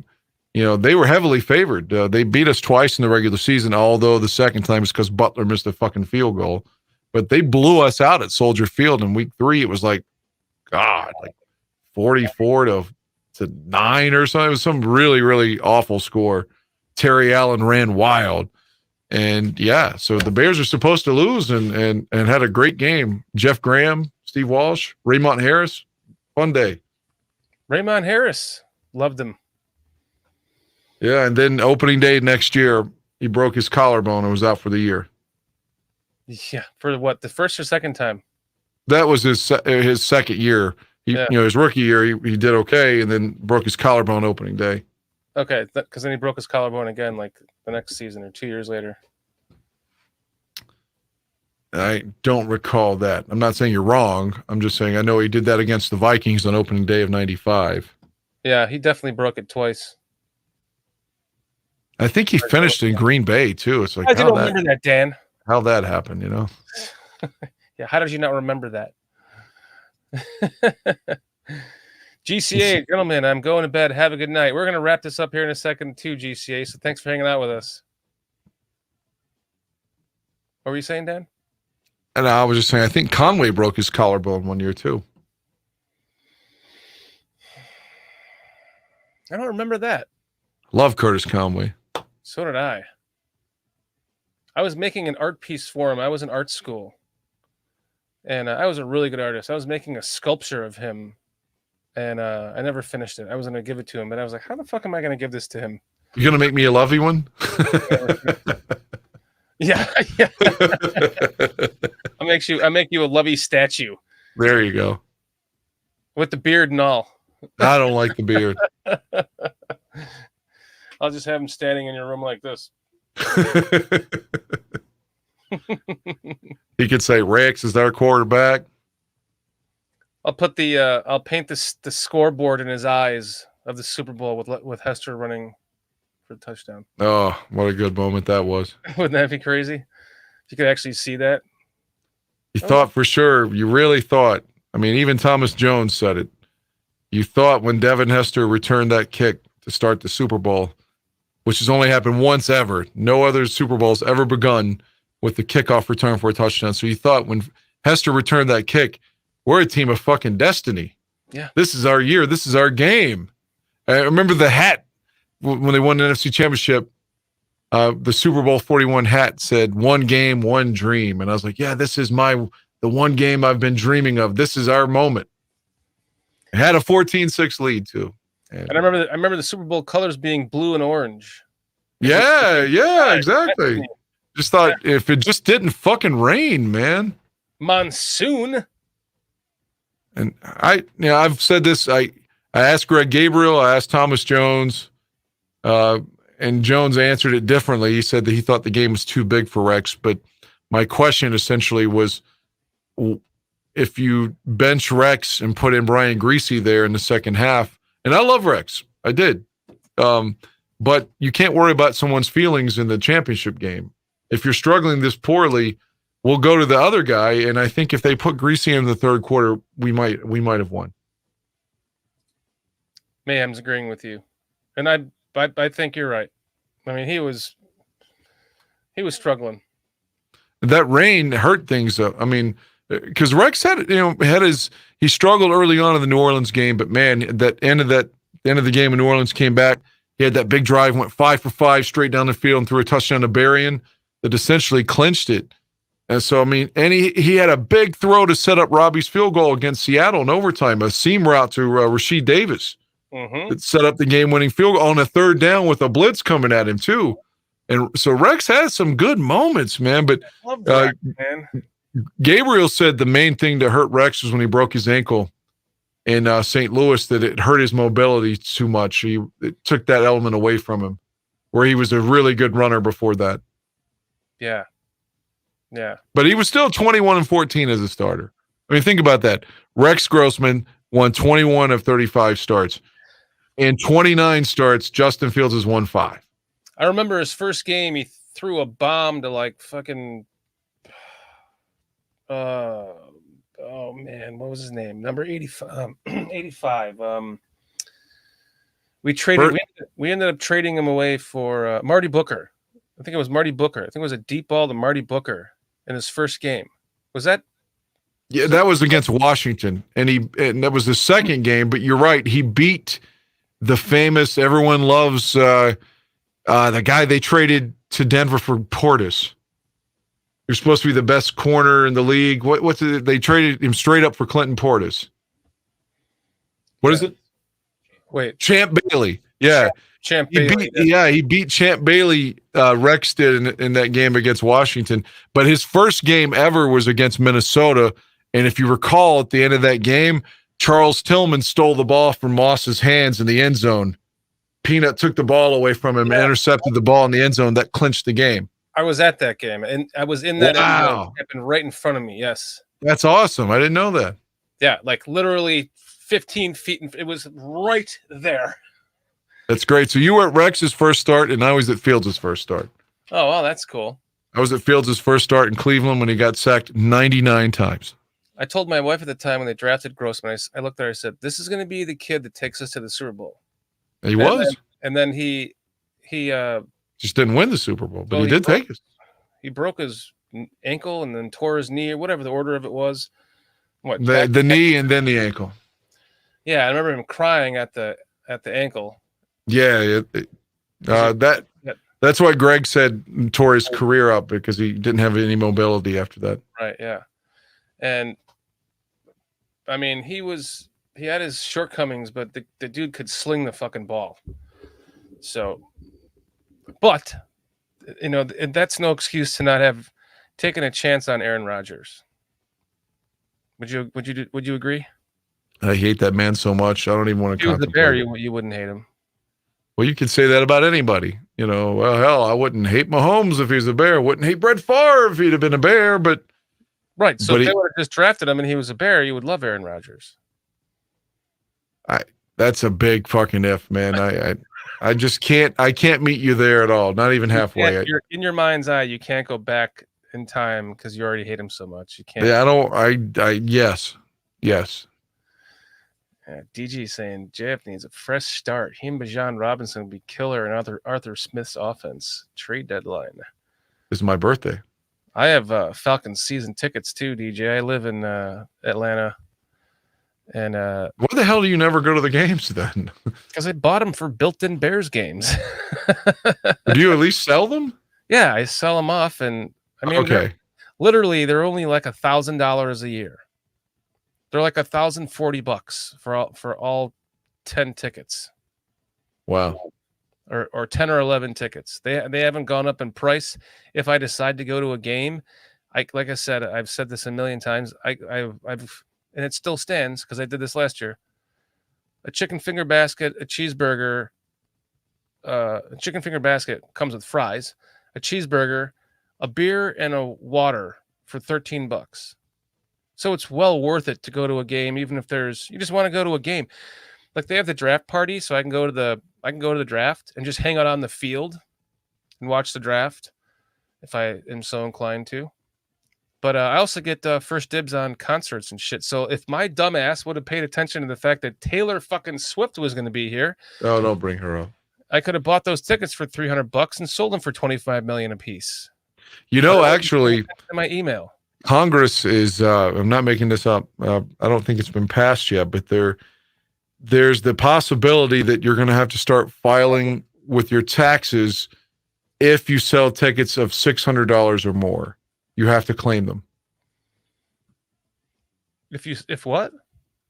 They're trying to curtail shit like Taylor Swift tickets or Bears tickets, for this matter, going for crazy egregious amounts. The idea is if you sell tickets $600 or more, you have to claim them on your taxes. Yes, That's in the works. That's in works of happening. They said it's already happened. I had to sign that waiver and the tax stuff for my Falcons tickets just to make my fucking money back. I don't even make my money back because people don't even buy all the tickets. Like nobody gives a shit about the Falcons. That's why it would be nice if Justin Fields was here because maybe they would. But literally, even if you go to a game, it's like half full. So yeah, but when I was trying to sell my tickets, I had to do all that tax stuff in case I ended up, making money on it. yeah, they're trying to keep the ticket prices. That's a way of keeping a ceiling on it. Instead of them going for such high amounts, Mm-hmm.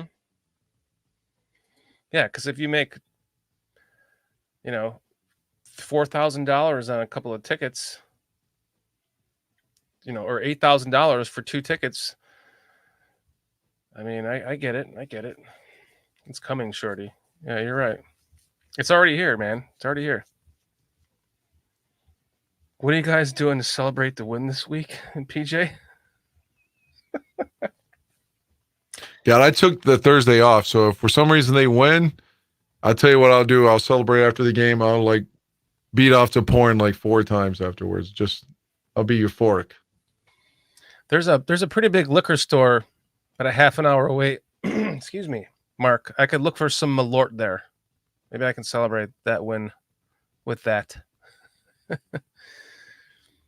I was on the PSF app with Lesser Wiltfong, and Mark came in to the stream, and he was talking about how he has this Malort that his friends bought him for his birthday years ago, and he's been waiting he was going to do a shot once they win. So he was so damn excited that He's never taken that shot. Yeah, well, he has had it. It's terrible. He doesn't want to drink it, but he was excited to torture himself with it for the Bears win. Oh, gotcha. So Sorry, man. He jinxed himself. He's like, yeah, man, I'm about ready to crack that bottle. They were up 28-7.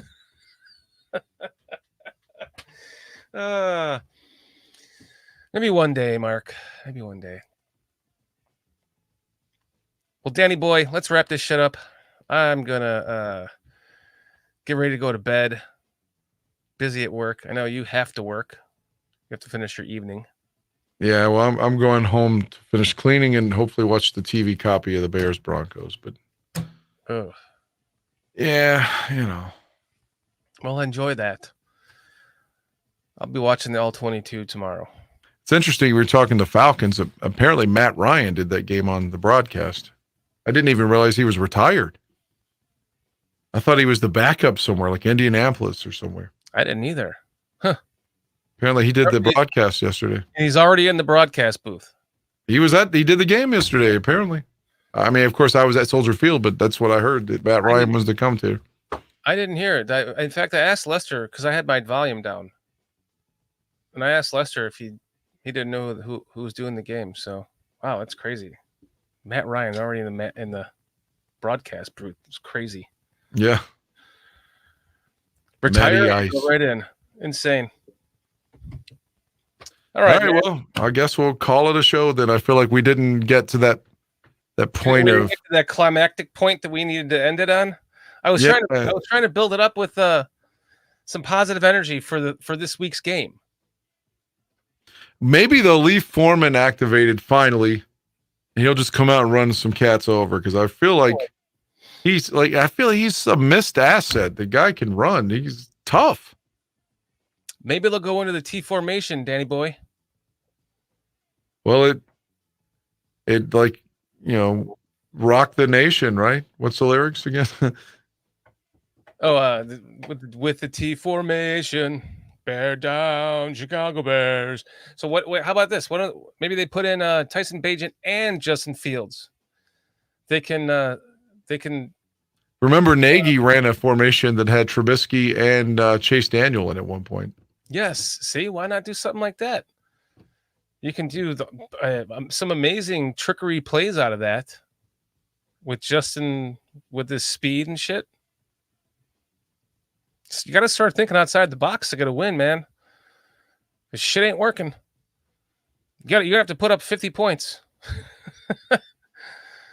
I hope Jalen Johnson can play. I mean, for real, like they need some help in the secondary. I mean, when the only guy you got back there I guess Stevenson, he's still really young though. And then Brisker, who's also young, but always hurt. But you're missing, Jackson, who's not that great, but still you maybe get some leadership out of him. And then Johnson's gone and Gordon's gone and then Blackwell's gone. It's just like, man, the secondary is really, really thin. Yeah, it is. Yeah. What's going on with Eddie Jackson? Like, he's got to be coming back soon, right? He's not on IR. It's his foot though, but I think it's the same foot he hurt last year. Yeah. He didn't practice at all last week, and neither did Johnson. Jalen Johnson has a hammy. Yeah, I mean, I'm trying to figure out a way to like have an exciting, ramped up conversation to end this show, but I just, it's just, it's hard, man. It is, and maybe you could leave Foreman active and not have the one end around to Velus Jones. I mean, or at least not hold on that play. Well, true, he did do well in that particular run, but I'm just saying it's all he does. That's the only when you come and he comes in, you're like, okay, here comes the end around or a jet sweep. It's coming. Yep, and you could always put 13 back. Tyler Scott to return the kick and leave Velus inactive and put Foreman in there because I still think he's an asset. And why did you sign him if you don't want? I mean, he's been inactive the last 3 games. I don't know. That's a good question. They just don't know how to use any pieces. Every time we get a good player, they call me like Jared Allen and just come off like 22 sacks with Minnesota. He comes to the Bears and can get like 2. It's like the Bears can never utilize the talent that they have. They could sign somebody's 1,700-yard receiver from last year, and the guy wouldn't break 500. Well, look, Muhsin Muhammad. I think he caught 16 touchdowns in Carolina in 04, and we signed him, and I don't think he caught but like 4 or 5 in his whole 3 years with the Bears. Yeah. You're not helping trying to end this on a uplifting, positive note. Keeps sinking deeper and deeper into the hole. Yeah, it's tough, man. It's tough. I don't know how to end it right now. I do want them to win. I want them to win Thursday. I want Justin to play great. I want him to come out and say, all right, I did throw the pick. I fucked up again. But in spite of that, I'm going to come out and have another good game and start stacking really good games. He ended the game terribly, but maybe that he can come out and throw 3 or 4 more touchdowns, and then against Minnesota, throw 3 or 4 more touchdowns, and and start balling, man. Put together some wins. I hope so. PJ, are you coming into, as we're trying to end the show, are you coming in for some positive thoughts? Absolutely. I just want you guys to know that we're going to win Thursday. Okay. I hope you're right. I truly do. But what's the keys to victory, though? Being on the positive, what's the keys to victory? Time of possession, turnover ratio, and how about a sack or 2 from Ngakoue? Like, come on, man. Agreed. Something like that. Lower the penalties. Yes, absolutely. And if Fields can, the momentum that he had going in the first half, somehow be able to get that back, because I thought we took the ball out of his hands in the second half. So put the ball back in his hands and continue what he's doing in the first half, and we should be fine. I agree with Raging Oracle there. I think Foreman is way better than Herbert. I absolutely do. Yeah, I think they're different type runners. Yeah. I just wish he would get a chance and not be inactive. And we haven't really seen anything from the rookie lately either. Roschon was running so hard against Green Bay, and I haven't seen anything out of him. Yeah. Seems like he kind of runs upright, though. Well, like Eric Dickerson? To where a guy can get underneath his pass and actually lay him out if they hit him just right.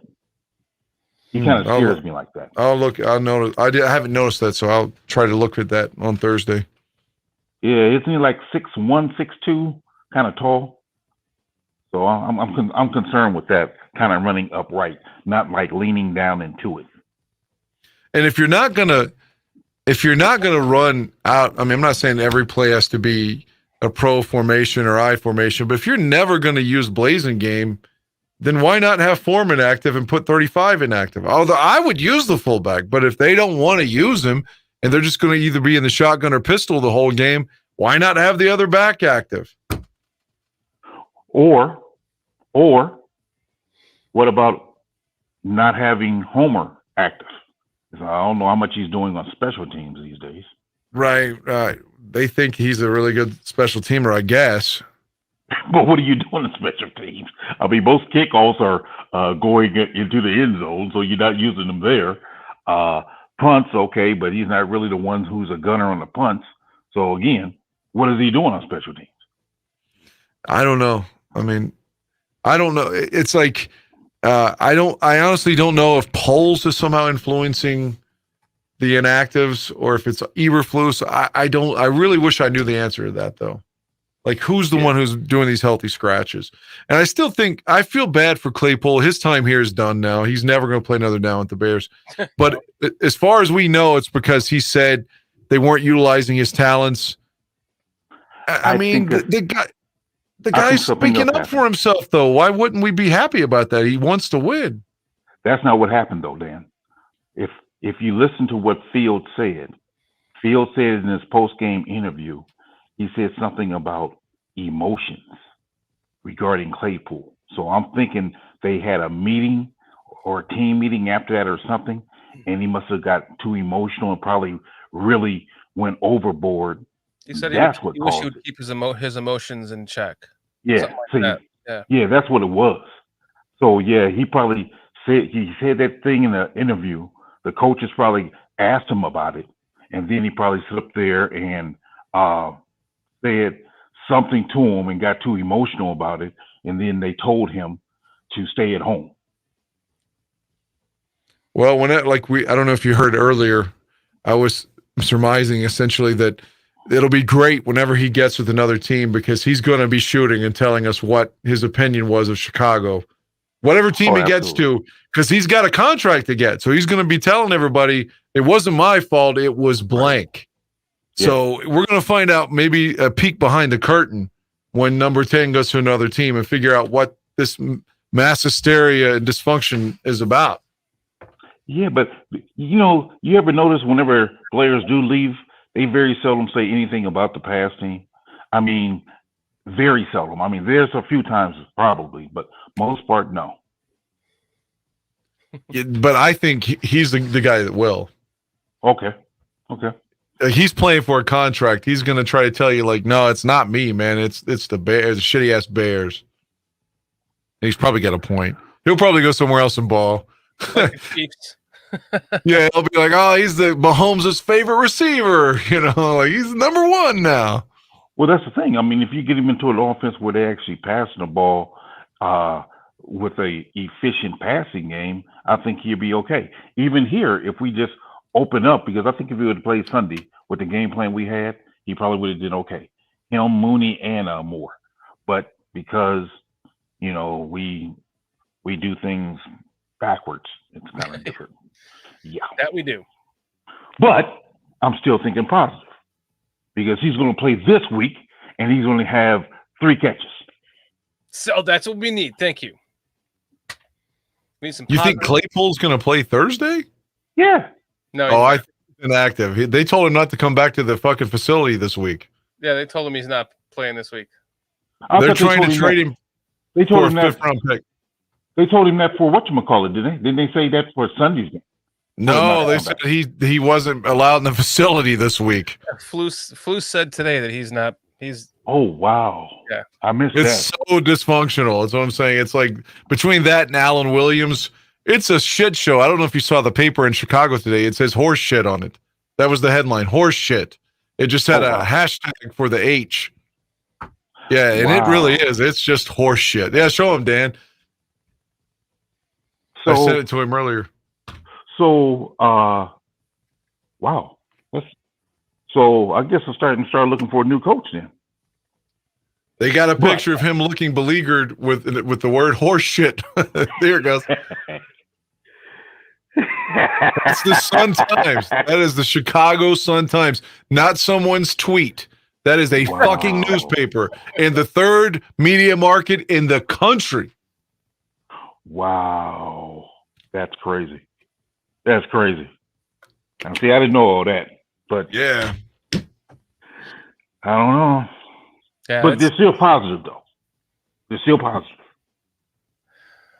Yes.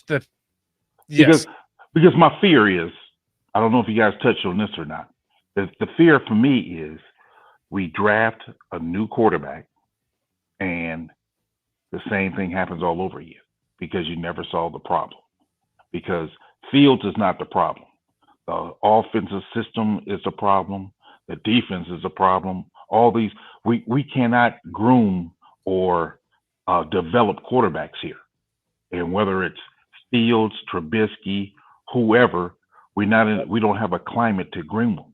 So just wasting a pick on Caleb Williams, he'll be destroyed because I don't know how much of a leader Caleb Williams is. He's a talent, but I don't know how much of a leader he is. And he kind of reminds me of Mitch as far as leadership qualities. So therefore, get him here, he may crumble and be the one, cut off the TVs again and these type of things. Whereas I think Fields is more of a leader, so he's better equipped to handle that. So I wonder, I know for sure that just drafting him won't solve the problem.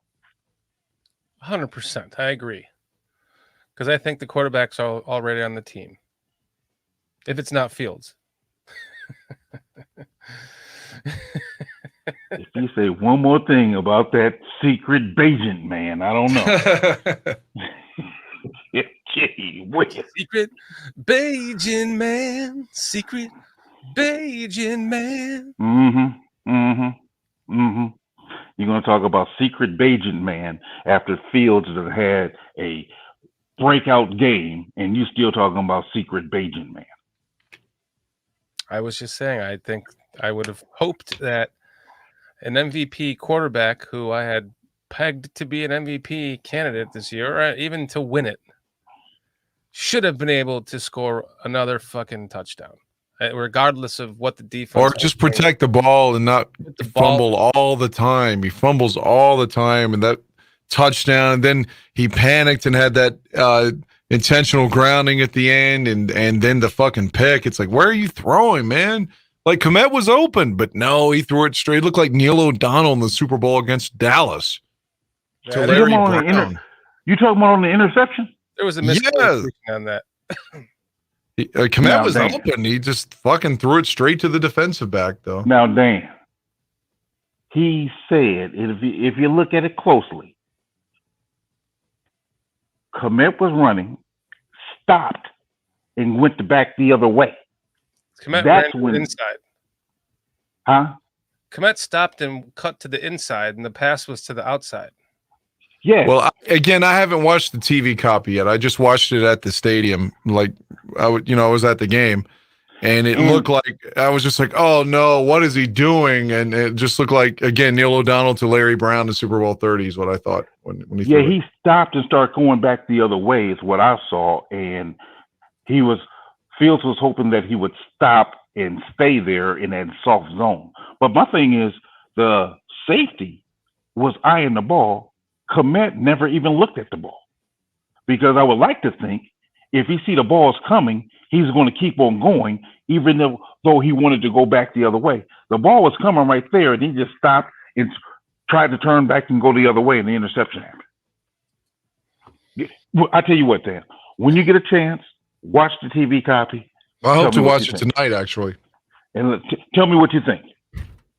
Look, Hector's got my back here, PJ. Isn't it ironic that Fields has a career day after Bajan gets upgraded to his backup?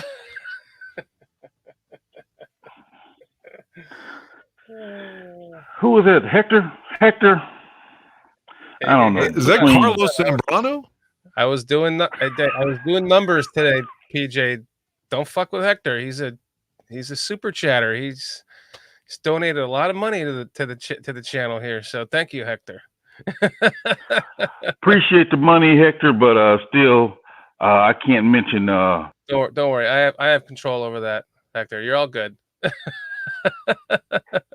Can't mention secret Bajan man and Fields in the same breath as far as quality quarterbacks. Sorry. Hey, let me, if you don't mind, Dan, let me call in a run in. My guy is beside me, and he's not a Bears fan. Let's get an independent opinion, if you don't mind. Just 1 second. Sure. My friend Justin's here, and we can ask him as a non-Bear fan, is Justin Fields the guy? Or Is he a football fan though? oh yeah, he's a Pittsburgh fan though. Okay, all right, okay. Yeah. What's up, guys? I think Fields is serviceable, but I don't think he's your guy. I don't know if Bajan is as well. I agreed earlier with Dan number 1 or Dan number 2. I don't know what to call him. I'm going to talk about coaching just for a I'm second. number 1 here. He's number 2. Okay. But I love that Jim Harbaugh move, and I believe the only way I would keep Fields, and actually it would have to be to get Harbaugh, because he does seem like the quarterback whisperer in a lot of ways, and I do watch a little bit of college.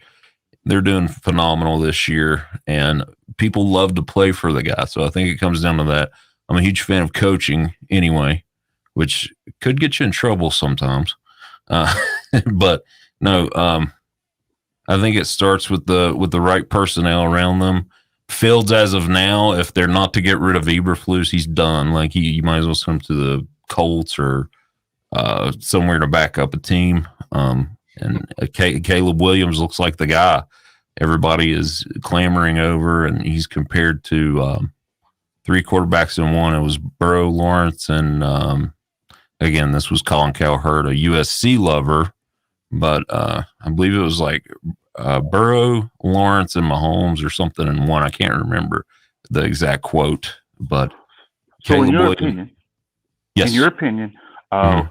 what makes Caleb different than Fields, and what makes Fields just an average guy? well, for starters, what's his record? 5-24. Yes.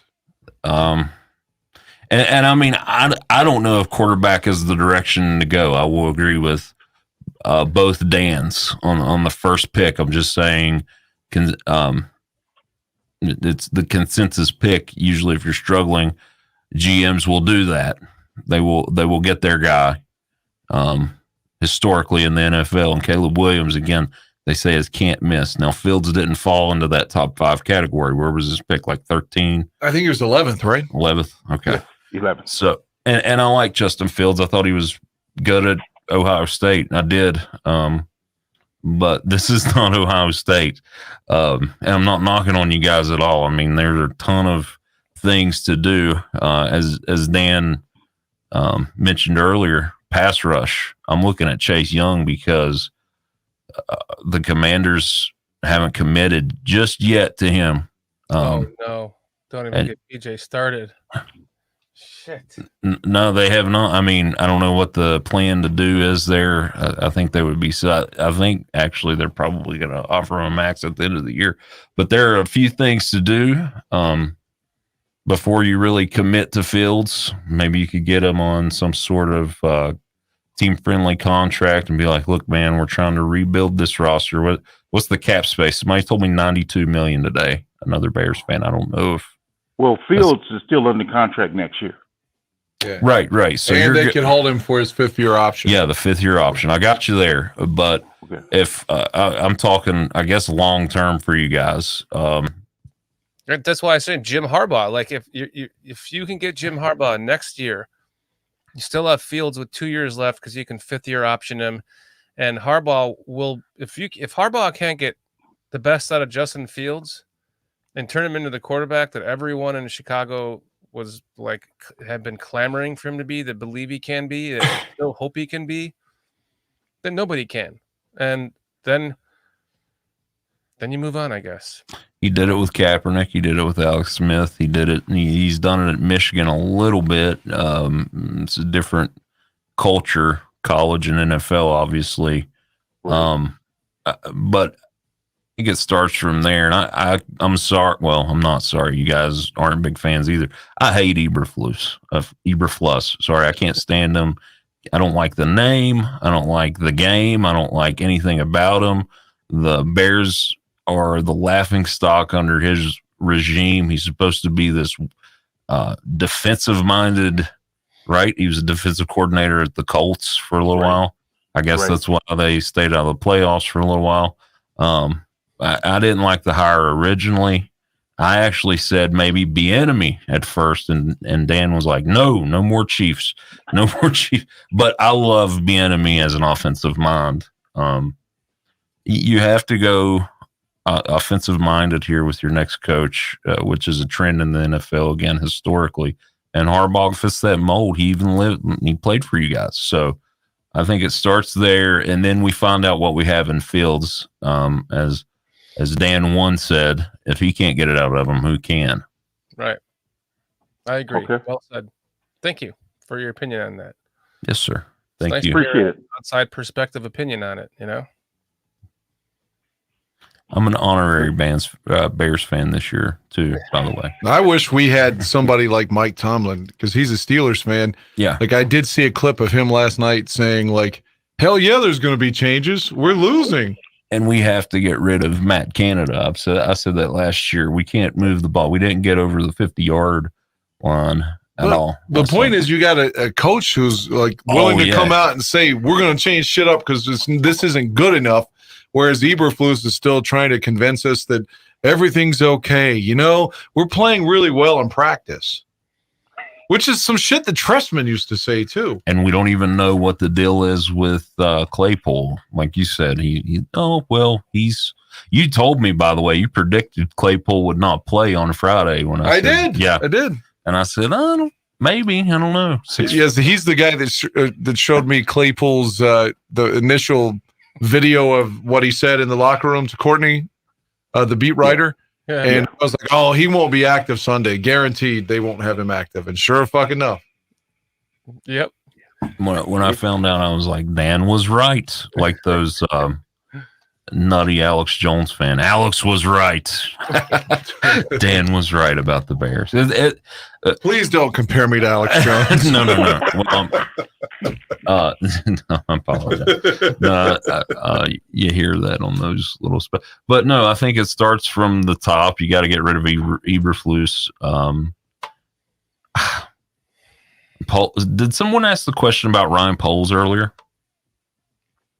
What question? Is he the guy to be the GM?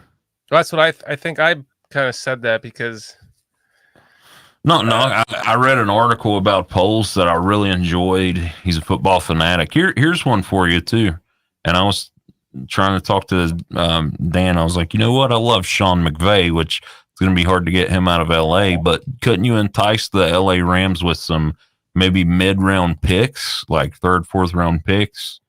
Nope. And maybe if no, I understand. Well, another thing too is that McVay, I shoot that down only because McVay, even after they won the Super Bowl, was talking about retirement and yes. And has been flirting with networks to get a deal. So if you would give up something for him, he's liable to quit pretty quickly. So I mean, hey, he won a Super Bowl and he's doing well this year. That's true. With a lot of young talent, and we can't do that. So I think McVay envy. I just think he's a great offensive. I didn't realize this until I was actually not a McVay fan until probably this year. And I was like, you know what? That guy's doing a little bit of everything with not a ton. I mean, they have some stuff, but I was thinking McVay. But like you said, it would be hard. So Harbaugh, I love the Harbaugh idea. That's my opinion on it. I just think with McVay, we would probably have to give up the first overall pick. If not just that, probably even another first round pick. Because if I'm not mistaken, Peyton costs you're right. Denver a first Yeah, round you're pick. right. I think you're right. So we Never definitely mind have then. to we have to give up a lot to get here. Well, $92 million in cap space, if that is the number, we're above, around that 90 million mark range. You guys can figure some stuff out defensively for sure. And well, we need the right defense coordinator too. That's true. Yeah, they took Tremaine Edmonds, who was really solid in Buffalo, and he's been an invisible man the first month of the year at the Bears. Man, he's bad. He's been bad. He's been very bad. Getting blocked by wide receivers routinely. And missing tackles. Yeah, you thought he was an all-pro kind of can't-miss signing, you know? Are you guys the Chicago Cubs now?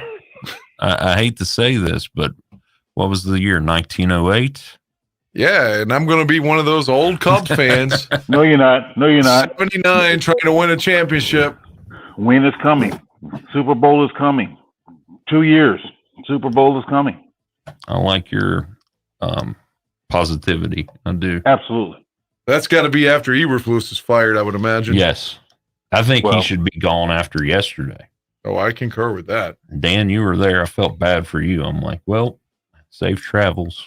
Because how do you console a guy, you know? Well, especially when my boy is happy beside me at the game, so happy about Denver winning. Yeah. And they're dumpster fire to me. I think the problem with trying to fire Eberflus right now is we have nobody to take his place. You could get a hot dog vendor, I think. Just get the popcorn boy, whatever. It doesn't matter. The cheerleading coordinator. You got to get that guy out of there quick, fast, and in a hurry. Send him back to Indy for a 3-dick donkey and a pouch of Gatorade.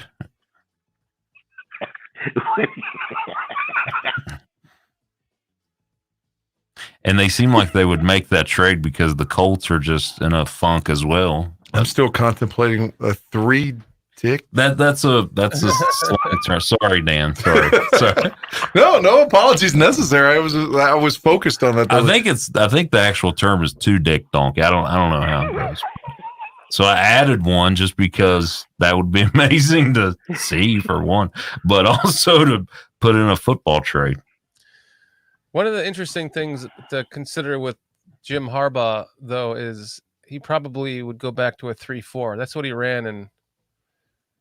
With Fangio, yeah. Yeah, so now we just went from a 3-4 to a 4-3 personnel. Now we have to go back. If we did sign him, would he stick with the 4-3 or would he? What is he running in Michigan?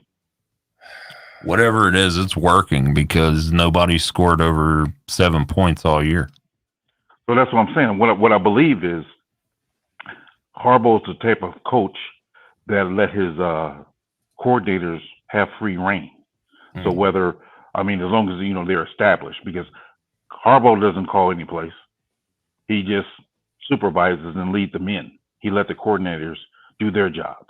So that's why he was successful in San Fran with Vic Fangio, in Stanford with whoever he had. He had Vic Fangio there as well. So he let his coordinators do their job, and he just more of a rah-rah guy, kind of like Dan Campbell. I'll take it. I'll take it. Somebody who has a good eye for coordinating talent that they can put around them and put them and trust them to do their jobs, and then control. Be the guy that runs the team. Yeah, he does. He does. He does a good job of it. Yeah, I think he'll be more accountable than what Eberflus has been. Eberflus has, he's always given that positive spin. I mean, most fans want to hear the hard truth, but it seemed like in Chicago, the only coach that ever gave the hard truth was Ditka. Other than that, everybody else kind of dance around and say, "Oh, we have a good week of practice." Seemed like every coach we've had since Ditka was say, "Oh yeah, we have a good week of practice." They don't tell it the hard truth because, Olin Kreutz, I'll go back to him. He made the comment that in Chicago you have about 22 different guys interviewing one guy, whereas when he was in New Orleans he had like one person interviewing him. It's like it's different. It's different here. So that's that. I guess you don't want to be misquoted because then you end up like with Fields and get things blown out of proportion and become bulletin board material as well.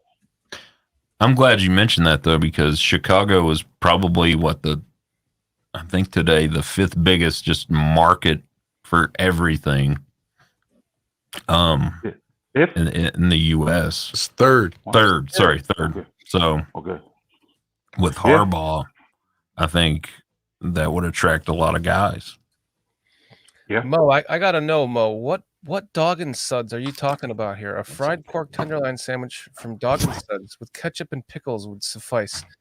I only know of two Dog and Suds. Which one are you talking about? Oh, there's several in the Indy area. Oh, when you live there. Okay. Because they have those up in northern Illinois where I grew up. There's still one there. Every time I go there, every time I go home, I get a pizza burger. Shitty little burger, but it's good. I think the show it was uneven, has gotten a lot better. Yeah, you're right. I think bringing PJ on and Justin coming on, I think really saved the show. Absolutely. Thank you, PJ and Justin. Hey, I'm here for you guys. I'm here. I was getting tired. It's kind of, Dan said like an hour and a half for the show. I'm like, cool. That's perfect timing for me. I do need to go home though. That's true. I got to finish cleaning. I got that basement crew coming in tomorrow. So yeah. Well, at least we ended it on a positive note though. Yeah, absolutely. Let's get a win on Thursday. Well, you guys already said what the keys of victories are. So man, we're going to get this victory. Mm-hmm. Mayhem, great show. Thank you. Let's get to the chat. Mark Malort, yes, I'm going to try to find some here. See if I can get some for this win on Thursday. We Mo appreciate. Bierman was here. D.G. Daniels was here. Raging Oracle, of course. Yeah, AC Adam. Skylar.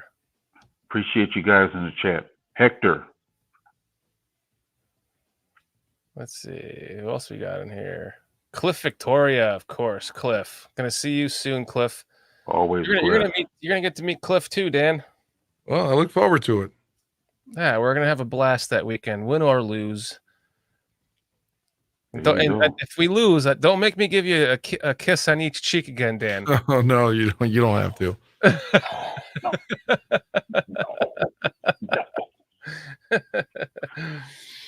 We want to thank all you guys for hanging out with us in chat tonight. Appreciate you guys. We hope you guys made us feel better, like you made us feel better for being in chat with us tonight. So we will get a big win this Thursday, right? Absolutely. And we'll be here on BCP. I have a show Wednesday at 6 p.m. with Lynn. I'm on the PSF app tomorrow night at 7 p.m. Eastern time with Lester Wiltfong. And then the Thursday show, we will be doing the pregame starting at 7:30. And then I think Foster and I are going to do 7:30 Eastern. 7:30 Eastern. 6:30 Central. And I think Foster and I are going to do the game cast from there. And you guys can come back and we'll watch the post-game press conference again. Hopefully it will be a better press conference than the last debacle. Yes. Yes. So, agreed. Danny boy, sorry if I wasn't giving you the energy you needed tonight, but you're Oh man, I'm tired too, and disheartened by everything. And to bring it full circle, I say we got to get Chris laid when he comes to America. Maybe he can go to Queens. Go to McDowell's. Let's take him in. We'll take him into Chinatown. Bring him to a massage. Find out where Deshaun Watson's going in Cleveland now, and we'll take Chris. Should have had him come for the Cleveland game then.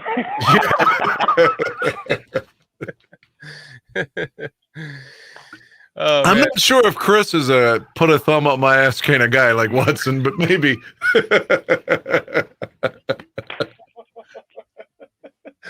I hope not. It's not the guy I want to be hanging out with for a week and a half.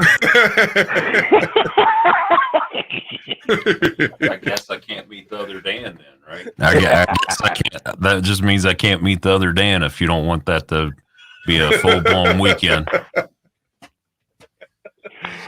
No, wait, this is the other Dan on this show. So sorry, I guess you like the thumb up your ass, huh, Dan? If it's coming from a girl, maybe. It's called milking the prostate, is what the medical term, correct? Is that so? Yeah, and it's actually healthy. It's healthy, Dan. Dan one, sorry. No, I think he's Dan one. No, yeah. Dan.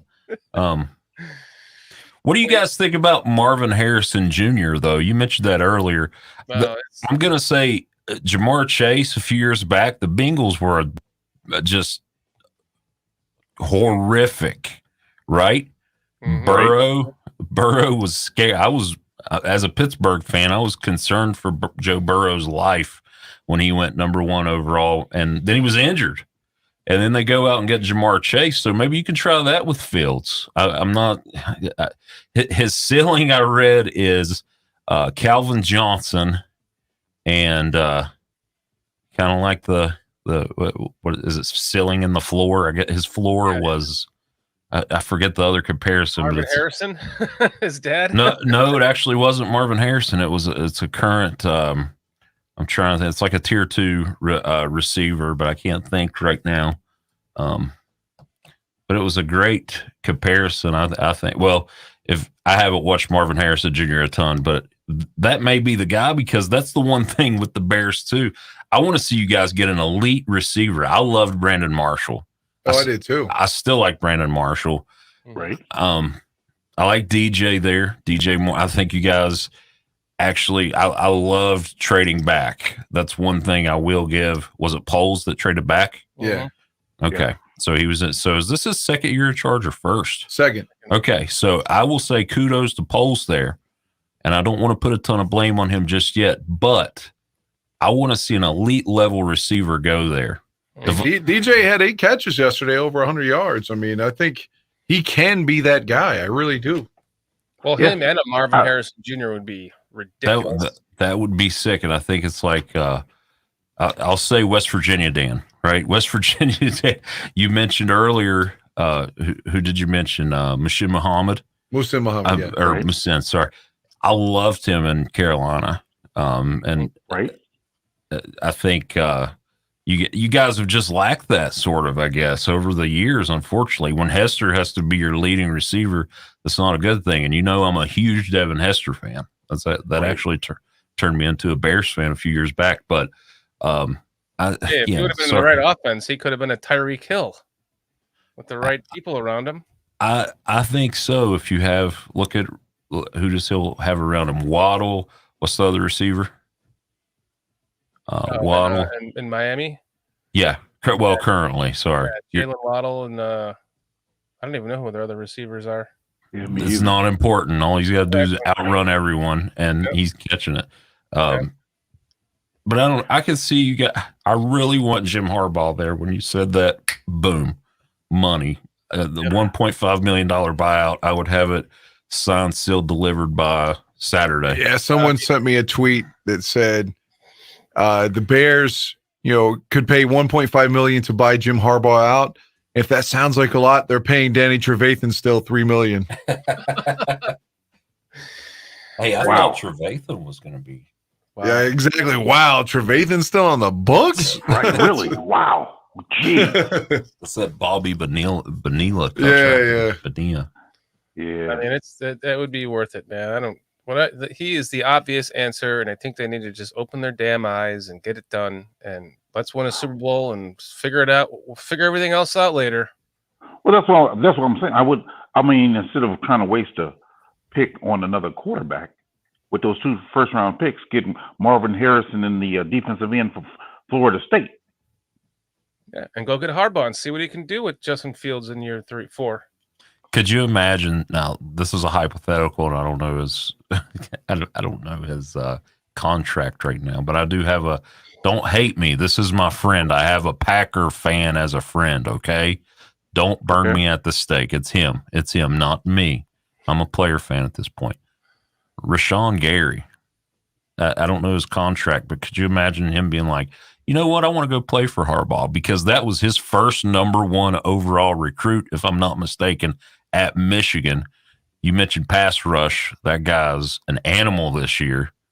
Mm-hmm. Wow. I really want to see you guys get a D-line. I think when that happens, the sky's the limit. Mm-hmm. And a receiver, of course. Yeah, as I said, I would rather go that route than going with another quarterback. I'd like to build up a team around them. USC quarterbacks worry me at this point. I'm sorry they do. We've had Carson Palmer is the most successful in my lifetime, and that's scary to me. That's true. It took him his second team, right? Or what was his first team, but it took him a while before he got there. I mean, that's like saying Cal quarterbacks worry you, Yeah. I don't get off into equating a player with a school per se as far as positions, because you would have never thought, hey, you have a great quarter or a great defensive end out of Troy, but here you have DeMarcus Ware. Or a great running back from Jackson State? Where the fuck is that at? Right. So yeah, I can't get it off one of to that. change the narrative. That's all it takes is one. Like Fields going to do for us. Exactly. Well, I'm glad you're still high on Fields, because I'm on and off the bandwagon. Really, I know he is struggling mightily, but I think this current regime, again with Eberflus and who's your guy's OC? I don't know. Luke Getsy. Oh, Getsy. That's your okay. Luke Sorry. Wasn't Getsy. I would give you guys Matt Canada today for Luke Getsy. I don't care. Pittsburgh again couldn't move the ball over the 50. I would give Pittsburgh one of our first-round picks for Mike Tomlin. I love Mike so much. He's my favorite coach, of course. How crazy. We talked. No, we didn't. Sorry, I talked with a friend. I've only had 3 coaches in my lifetime. The Packers. Yeah, I know. I hate to bring the pack up, but again, they've only had 3 quarterbacks in my I had lifetime. 3 coaches in my last dump. But that stability, hey, Mike Tomlin, Pittsburgh fans, we love them, but the media trashes them a lot. Unfortunately, at times they even have a little bit with the whole comment yesterday. But as Dan said earlier, he's willing to own up to it. They have to change some things, and he called out the Patriots for fucking with their headsets every time they go up there, and they're cheating and shit. So. And he tripped Jacoby Jones and was like, "I didn't see him." Do you remember that? I don't. I think it's Jacoby. It could be Ja'Cory Jones, but he was a Raven and running it back to the house. And Mike Tomlin just makes his way on the field sneakily. He got suspended for a game for that, by the way. Wow. That was a few years back. But I'm sorry. I'm taking over all the Bears talk. I apologize. When he said Harbaugh, I think Dan's seen a little twinkle in my eye because I'm a Harbaugh supporter, right? So for me, it's the only answer. But to you guys' point, though, I would go with Harbaugh as opposed to having to give up a first-round pick in order to get Tomlin. Let me just go get Harbaugh and pay the $1.5 million.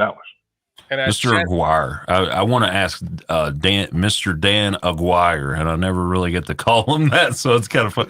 What do you think about that? Would you rather? I think you like the Harbaugh. Oh, I love Harbaugh. I would, in theory, I fear that the Bears won't be interested. It's like, why weren't they interested last time? He didn't get an interview when they hired Eberflus.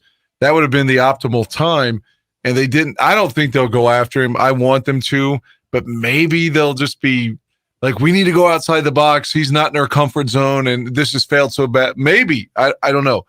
But I don't think they would go after Tomlin either for a draft pick. So either guy, the type of aura and personality that they have is exactly what the team is missing. They create an identity. Right. Mike Tomlin hasn't won since 2008. I get that, but he's still a great fucking coach. Like Mark Kazak says here too, with Kevin Warren now as the president, it will probably be Harbaugh. He has those strings, those connections to Harbaugh. Well, you don't know if they have good strings or bad strings connection. Good point. And that's the only thing I worry about. I mean, if him and Harbaugh got along, great. But what if they didn't get along? You know for sure he's not coming. Or like, I know that people have always said, well, why won't the Bears bring back Olin as like the offensive line coach? And it comes down to George McCaskey fucking hates Olin Kreutz. Literally hates Olin Kreutz. So maybe, who knows to say what they thought of Jim Harbaugh when he was there. I mean, he was there a long time, 87 through 93. Maybe they're like, man, that dude was a dick. Fuck him. We're not bringing him back. I mean, you don't know. I have no way of knowing that's what they think. But if George hates Olin to the point, and that came from Olin, by the way, Olin said that George hated him. And so if that could affect Olin from being able to coach, I mean, who's to say that they don't like Jim? Maybe that's why they didn't give him an interview. Could be. Or it's what I think the reason why they didn't give him an interview is because they already had their mind made up on polls, although they didn't officially interview him yet. But he told them who his top three were, and those are the ones he's probably they interviewed for him. Because I don't think Harbaugh was a pick of polls. Yeah, he probably didn't want to be overshadowed by his coach. But after you fail so mightily, losing 15 out of 16 and 14 in a row, who cares? Yeah, I hope that he's willing to swallow his pride a little bit on this next hire. To that point, you said his top three. I have a question for Ed. It's Dan, and I'm sorry. What is? I've had That's to PJ. get PJ. What? Just call me Shorty. So Shorty and PJ. PJ, it's nice to meet you. I'm actually Dan's illegitimate son. West Virginia Dan's illegitimate son. Sorry, Shorty. I think we're actually probably the same age with that pubescent face you have there. But PJ, you mentioned Ryan Poles and his top three. Do you recall who the top three were? If I remember correctly, it was Eberflus, Dan Quinn, and who's the other guy? I forgot the third guy. Who's the second guy? Dan Quinn, the 28-3 guy. Yeah, Dan Quinn. Yes. He was one of them. Because when Dan Quinn, after he left his interview with us, he went back to Dallas and said he withdrew from any other interviews, and he's just going to remain the Dallas Cowboys coordinator. So I know he was one for sure. But I can't remember the other guy. Was it Dable? Could have been Dable. What? One. Yes. Oh, Dable, really? Well, he showed out, and he probably should have jumped ship, maybe, because and New Caldwell. York's not. They interviewed Caldwell too. Okay, So you mentioned Caldwell. You mentioned Caldwell earlier. I love his persona. That I guess he's kind of oatmeal. He's kind of boring, but We've had too many of those guys. that's what I was gonna say. And it's not his personality at all. I know he's a Tony Dungy guy, and they probably I don't know where Dungy's coaching tree or where he falls under that, but I just don't want to see. He was the offensive coordinator for Indy when Dungy was a head coach. Right. Yeah, and then when Dungy left, he took over, and they go to the Super Bowl, and the Saints beat them. But I just don't want to see Caldwell personally coach again as a HC, just because. Yeah, if you all say Lovey's too old, I mean, Jim Caldwell's got to be 73. He's in his 70s for sure, because I remember that was an issue with Detroit when they went and got, was it Matt Patricia after him? Mm-hmm. And I don't know who the hell knows what's going on in New England. Because it's so weird to me that Patricia could go from the defensive coordinator and suddenly is the OC now. That's what I said. That makes happening? no sense. And they have who's the OC now? Is Bill O'Brien back? It was Patricia last year. Well, it was, but now that Patricia, I think Bill O'Brien O'Brien's back. Bill O'Brien's just all of that is confusing to me. So hey, at least you're not the Patriots right now. Well, I think with Caldwell, I wonder if Caldwell as an OC and Jim Harbaugh as a head coach would work. I don't know. Because again, Harbaugh's a fiery guy, Caldwell's laid back. But I also hear that Greg Roman, he's not coaching anywhere, and that's Jim Harbaugh's guy as well. Hey, Shorty, I know the coordinator you were thinking about earlier, the defensive coordinator. It was Mike Nolan. Is that it? Thank you. Yes, Mike Nolan. Because I was thinking it was Mike Roman, and it's Mike Nolan. Because I don't know what to feel about Mike Nolan's dad was a 49ers coach in the early 70s. They lost 3 straight NFC championship games. Just a fun fact. I'm not saying that should disqualify him. I'm just right. saying. No, yeah, that's. I was going to look up something. Hang on while I can. The current Michigan. Jim Caldwell always looks like he's about to go to the proctologist office and get a fucking exam with his ass. What? They're like, it's How does that look, man? Wait, what? I can just see him on the sidelines, and it looks like he's about to go get a finger up his ass, like to get that test. What do they call that? The colonoscopy? Yeah. It almost looks like he has a prosthetic finger in his ass so he can get ready for it. Yeah. And I think that's what. And he's not Watson. He's not wanting it. And I think that's what every Bears fan needs to do to Eberflus to get him out of town. Just threaten this guy with the big foam fingers until he leaves. I'm just going to start making Jim Harbaugh videos until they go viral, and then PJ to your. Oh, sorry. Go ahead, PJ. Tressman was here for 2 years, right. And in his short 2 years, he was a 8-8 record, and I forgot the second year. 5-11, I think, the second. So Eberflus is close to, if it has quite a real great chance of actually being worse. So I'm really curious whether or not they do get rid of him at the end of the year. He may not win a game this year. I mean, for real, they may not win a game. We're going to win one this week. What you talking about, man? Come on. Eberflus is that inept, though. If you told me they matched the Lions, it'd be worse if they went 0-17 because you had 16 games then. If you told me that was going to happen at this point, I can see it as plausible just because he's that awful. I can see it too. I say one thing for certain: he can't be the defensive coordinator and a head coach. I don't think he can do both of those. He can't do either. Well, yeah, you did. I'm just saying he really can't do that, and it shows. It shows he can't do losing that. Streak, 3 more games. That's an entire season of losses. That 4th down call, by the way, it's almost like he was trying to lose to West Virginia. Dan's point, you're 5 yards back, 5-6 yards back, 6.5 yards. I hate I think it's a lot of the new age NFL. I hate the fucking shotgun on 4th and 1. I hate it. I do too, because you're putting why do it? Why do it? You're putting yourself Put in a, Fields under the center, and you're like, all right, the quarterback sneak's coming, so you can go play action and roll him out. And if there's nobody's open, Fields can run for it or do the sneak or bring the fullback in and just fucking, pound it right up the middle with Herbert in that issue. The shotgun, it just is maddening. It's like Matt Nagy's still there, And he is back in Kansas City because when Taylor Swift when the Chiefs went against the Jets last night, they showed Taylor like 27 times. They showed him 47 times during the Bears game, and Greg Olson was practically masturbating to her.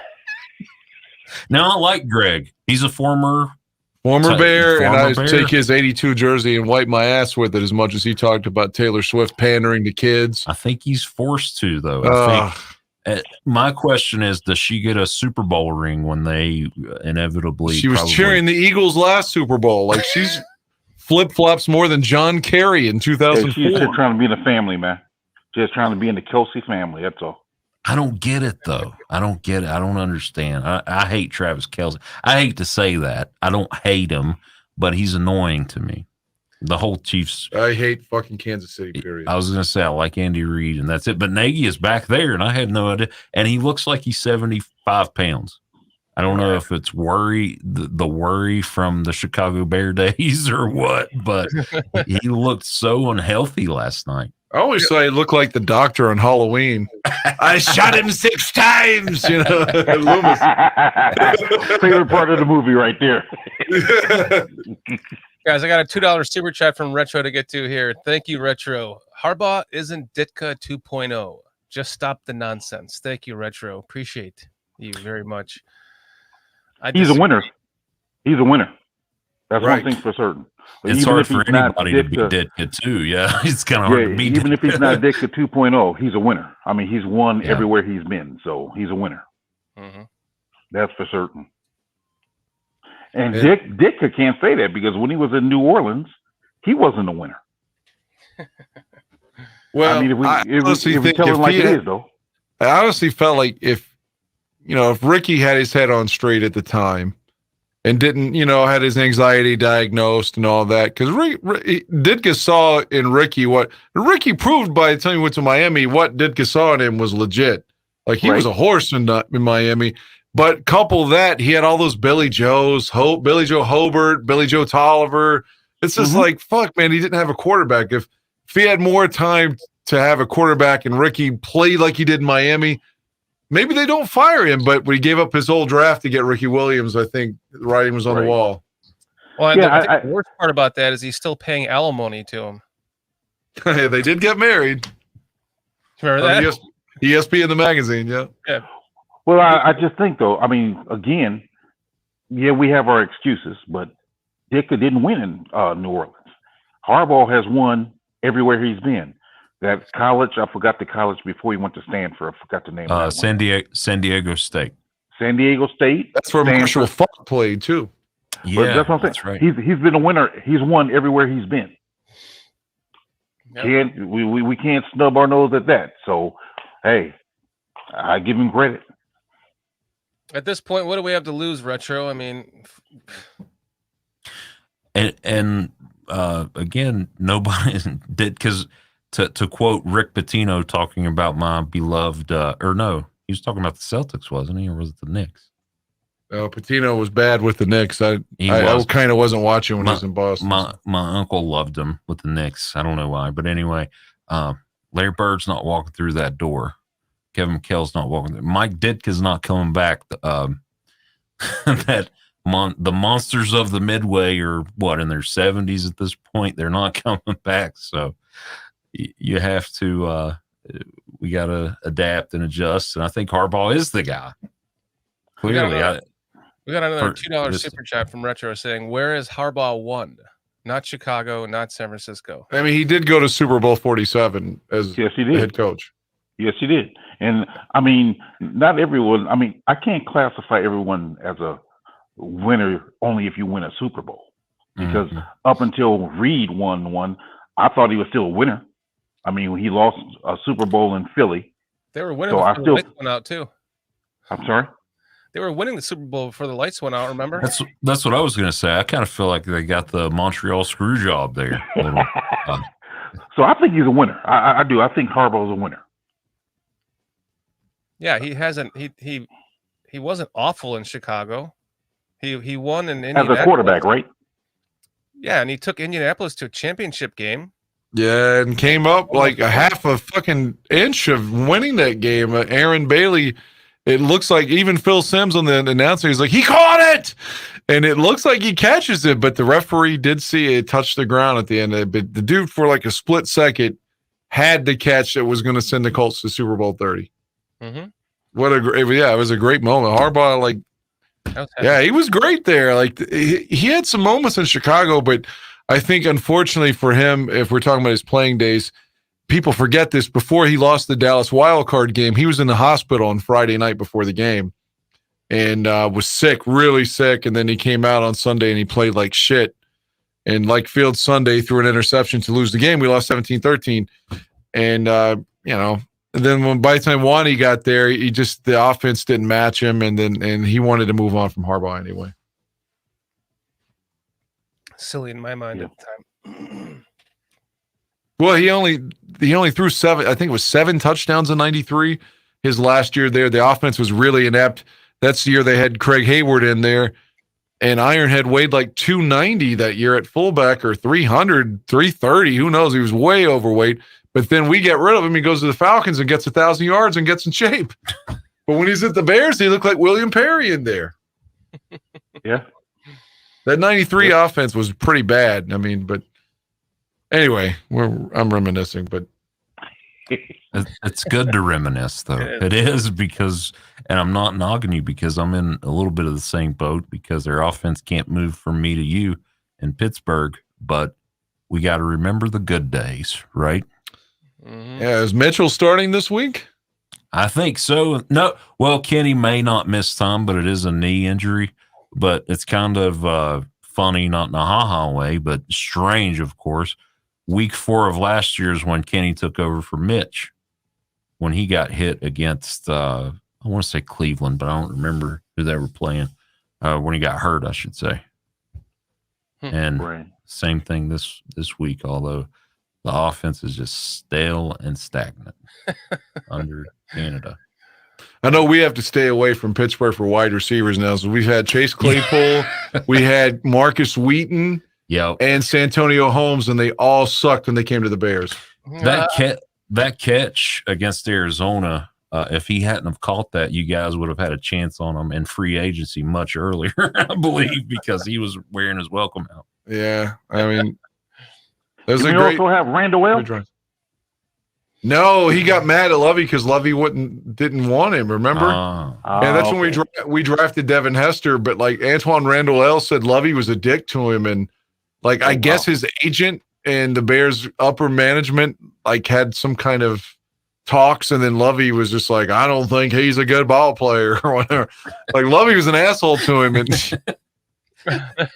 Now to Shorty's point, he's getting you a I'm gonna say fat boy, although I know it is a fat head, and I'm just get me a fat boy of Lovey as well, because I do love Lovey. I didn't know this until I think the first day me and Dan met. We talked for about 30-45 minutes or so, and you were telling me that Lovey won the game, went for it on 2. Yeah. Because they were getting rid of him anyway. That I swear to you, Aldo and I went to that game, and somebody kept telling us, like, it was, oh man, there's this big rumor that Lovey's been told he's going to be fired after today, and he has subsequently said he's going to do everything he can to help the Bears today. And sure enough, at the end of the game, they threw like a miracle touchdown, like on a 4th and 24. And then they go for 2 and they got it. Man, I was watching that at Soldier Field. It's unfucking believable. You know, my take on that was I thought he was having the attitude of, I just don't want this game to go to overtime. Win or lose, we're just going to go for it. I don't want to go to overtime. That's the thought I had for him going for that 2-point conversion. I just like, you don't want to go to overtime. You want to get out of there. Either But way, it did you see the helped look? us. Did you guys see the look on the Houston owner's face after he converted it? Though? Hey, they still got the guy they wanted. I'm sure they're better off with C.J. Stroud. They are. Yeah, that's what I was going to say. I think they still won with Yes. no matter what order because Stroud is. I think what's the record he just broke? Oh yeah, he's still 14? behind Cam Newton though. Oh, okay. Like the most yardage in the first 4 games. First 4 is it 4? Oh, I don't want okay. to sound crazy. Yeah. But is it like 1,400? Yeah, he eclipsed somebody. I forget who the other, but Cam still got the record for the most Okay. yardage in his first 4 games as a rookie. Now he was my number one. Fan. He was my number Really? one overall quarterback. I had him over Bryce. Bryce height concerns me. Yeah, Looks like you were right, by the way, I had because him over Bryce too, for sure. Sports Retro with another $2 super chat. Thank you, Retro. Mitch was better than Fields as a Bear by Justin Fields. Everyone's just what is it? I saw somebody in another chat earlier said today, or maybe it was this chat that our fan base is like in a civil war with each other. Maybe it was Greg Gabriel's chat, but they kind of are. We kind of are at a civil war with each other over Justin Fields, aren't we? Yeah, like I've said, to me, it's strange that, like, you know, if Jay did anything like yesterday, getting hit and fumble, and they take it back, intentional grounding and interception, they're like, oh, he sucks. But if Fields does it, it's like, oh, we got to coddle him and pretend that he's great. I want him to be great. I don't want to be accused of not liking him again. I have 4 jerseys. I do like him, and I was rooting for him, and I will continue to root for him. But it is strange to me that just people just pretend that he's more successful than he really is. He had some great runs last year, but I think Cutler always got like the hate, and Fields gets like protection. Like, oh, we got to hold him and hug him and make sure no one criticizes him. if I can give my assessment on what the difference is the fact that Fields has no help, whereas Trubisky had a good defense. So if Trubisky would have been more adequate, I think we would have won possibly even the Super Bowl. But because of Fields, Fields messed up yesterday. Let's be honest. He messed up with the things you pointed out. However, he scored 28 points, and our defense did what for him? Nothing. So I think, there's a different circumstance there. I think if you look at it overall, Fields a better talent, but record-wise, Mitchell was better. I can't deny that he was better, but Also, my Cutler, not Trubisky. I'm not going to say Mitch is better than Fields in any other aspect, other than he had a better record. But he was on a better team. That's it. I mean, Fields is way better than Trubisky. Agreed, and that's what I'm saying. I agree with so that's that why too, I think that's where the difference comes in. That is because we had a Super Bowl caliber team, except for the quarterback with Trubisky. Everything else, well, of course, the kicker as well. But everything else, we had a Super Bowl quality team in 2018. Hey, that ball was tipped.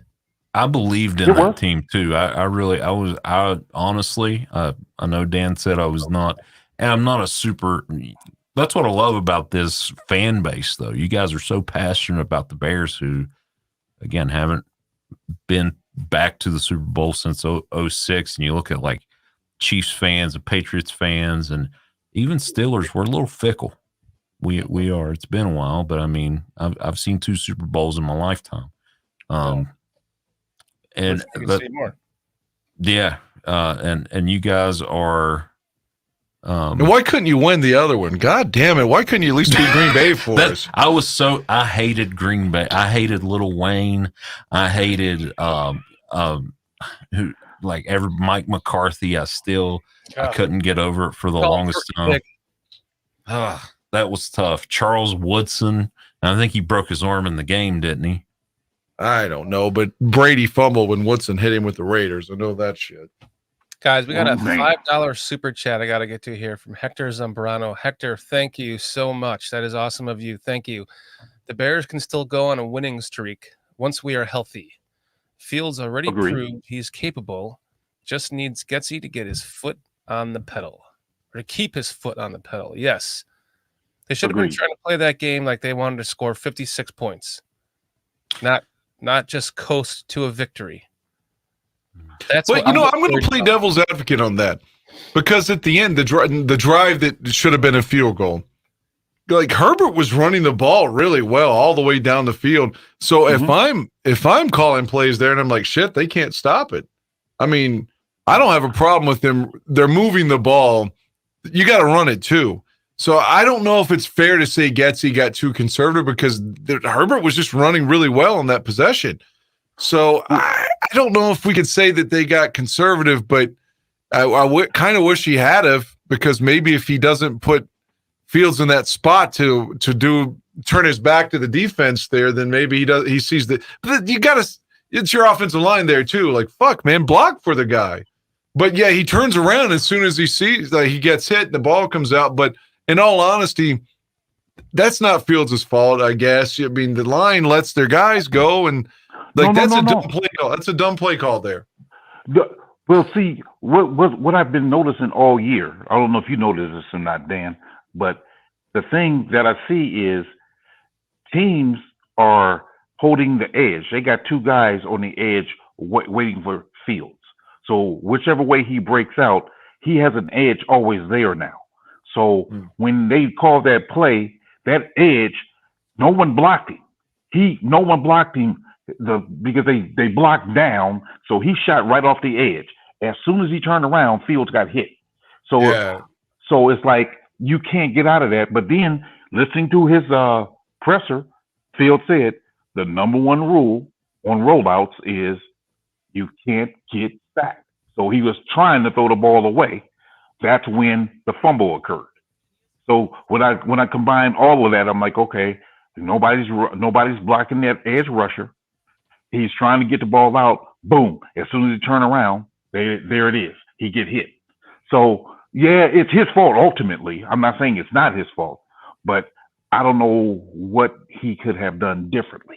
Yeah, that's what I'm saying. That one was, it's kind of tough to blame him for that. I mean, he does fumble a lot though, but in that particular instance, he got, I mean, like you said, as soon as he turned around, boom.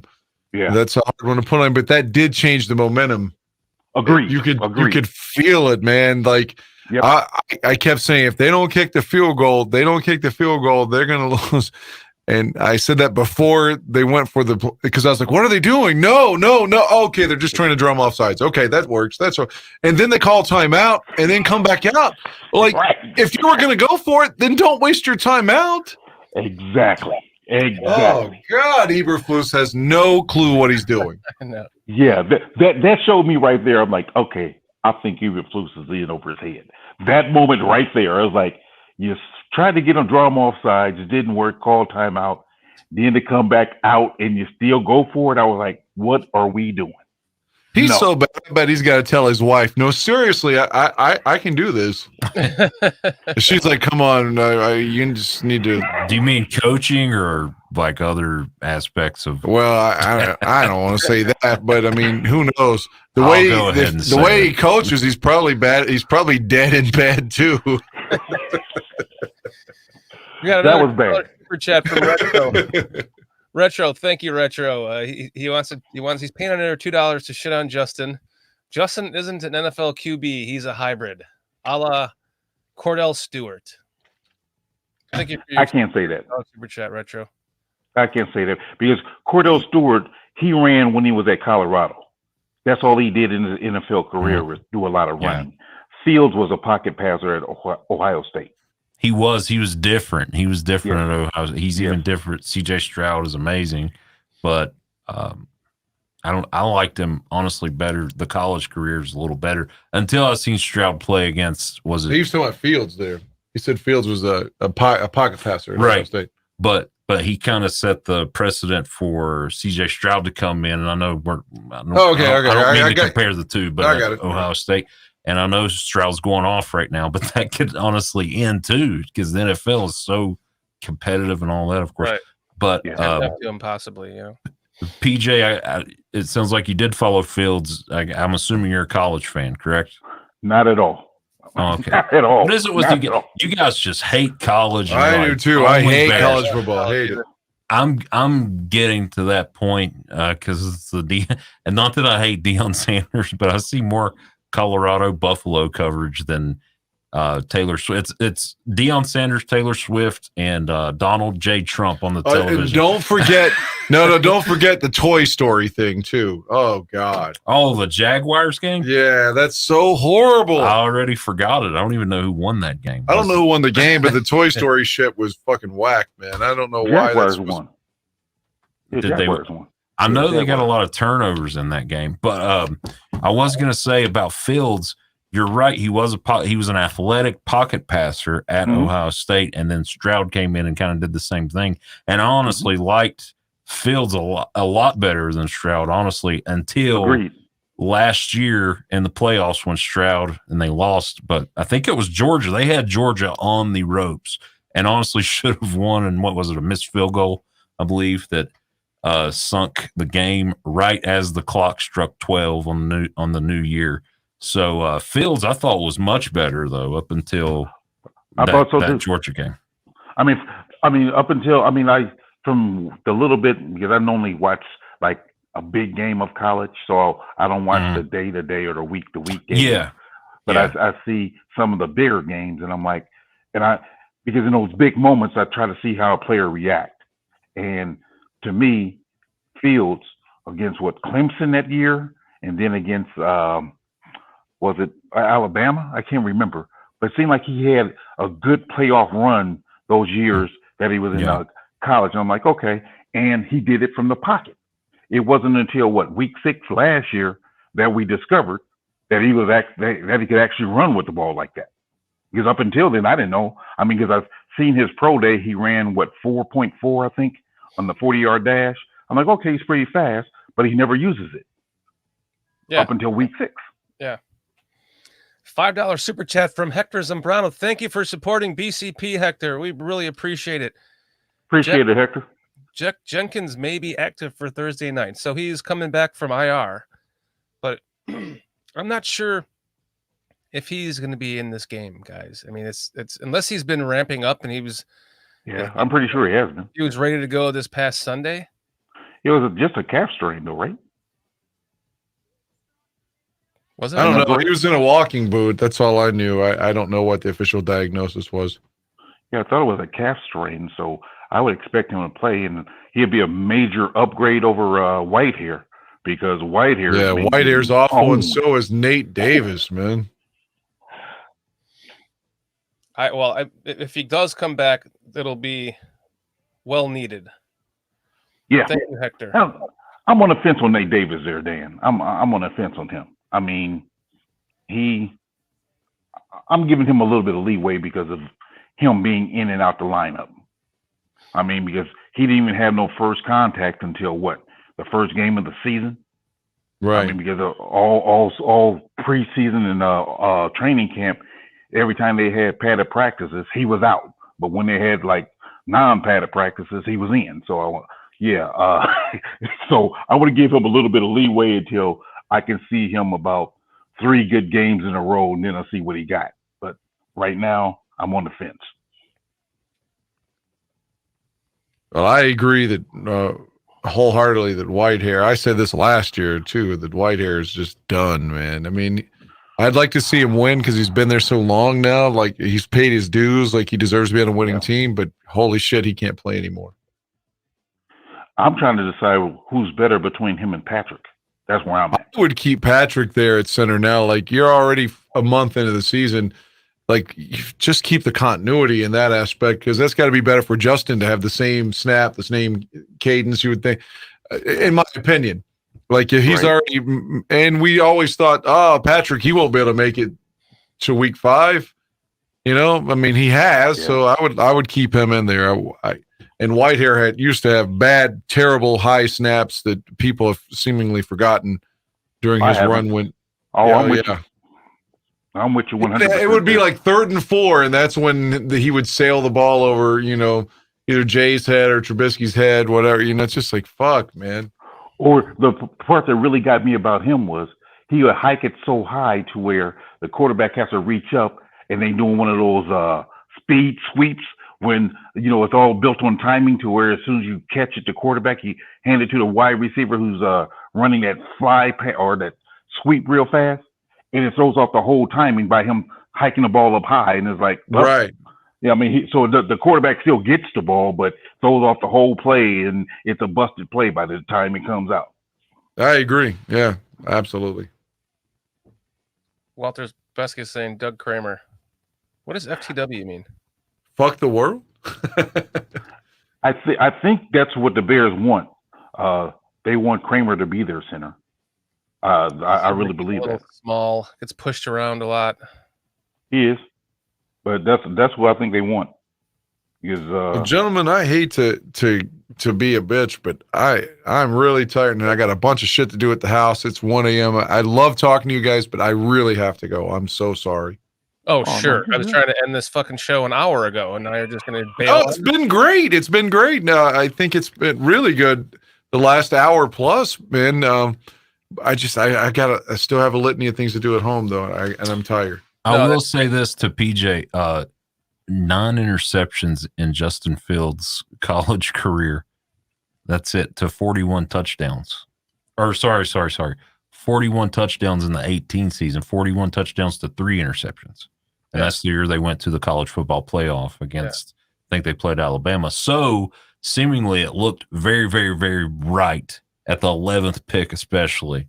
Yeah. And I just want to preach Harbaugh one more time, Mr. Jim Harbaugh.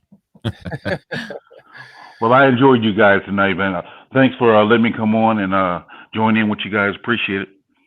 No, thanks for coming on with us, PJ. And Justin, it was great meeting you. Thanks for hopping on with us. It sounded like we had on like a professional sports anchor from the news or something, with just having your radio voice on with the radio equipment along with Dan.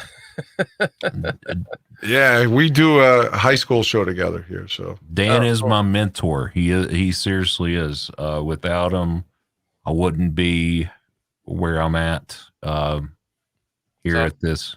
I push buttons on Sunday. That kind of sucks. But on Fridays, I have a really good time. I think he does as well.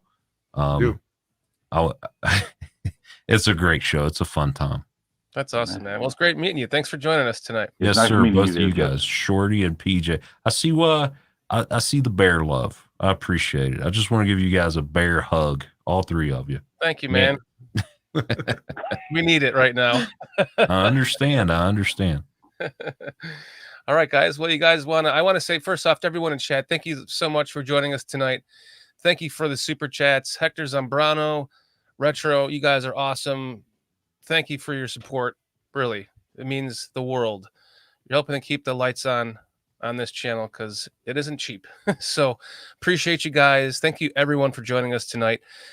Just to remind you, I will be on the PSF tomorrow night, the PSF app with Lester Wiltfong at 7 p.m. Eastern time. We do a quick show on there and the Bears fan chat. And then Wednesday on BCP at 6 p.m. Eastern time with Lynn. And then Thursday, the show with Foster and PJ. And we're going to be doing the pregame at 7:30 p.m. Eastern time. And then we're going to kick it off into the game. And we'll see you guys there. Thank you guys for joining us. And if you would like to join us, Justin, in the 1, 2, 3 Bears, how we end this show, you can go ahead and do that with us. Okay. Yeah, I was going to do the Farley fake heart attack, but I'll skip that. Let's do that. All right. So we end this on already on a 1, 2, 3 Bears. Bears. The Bears.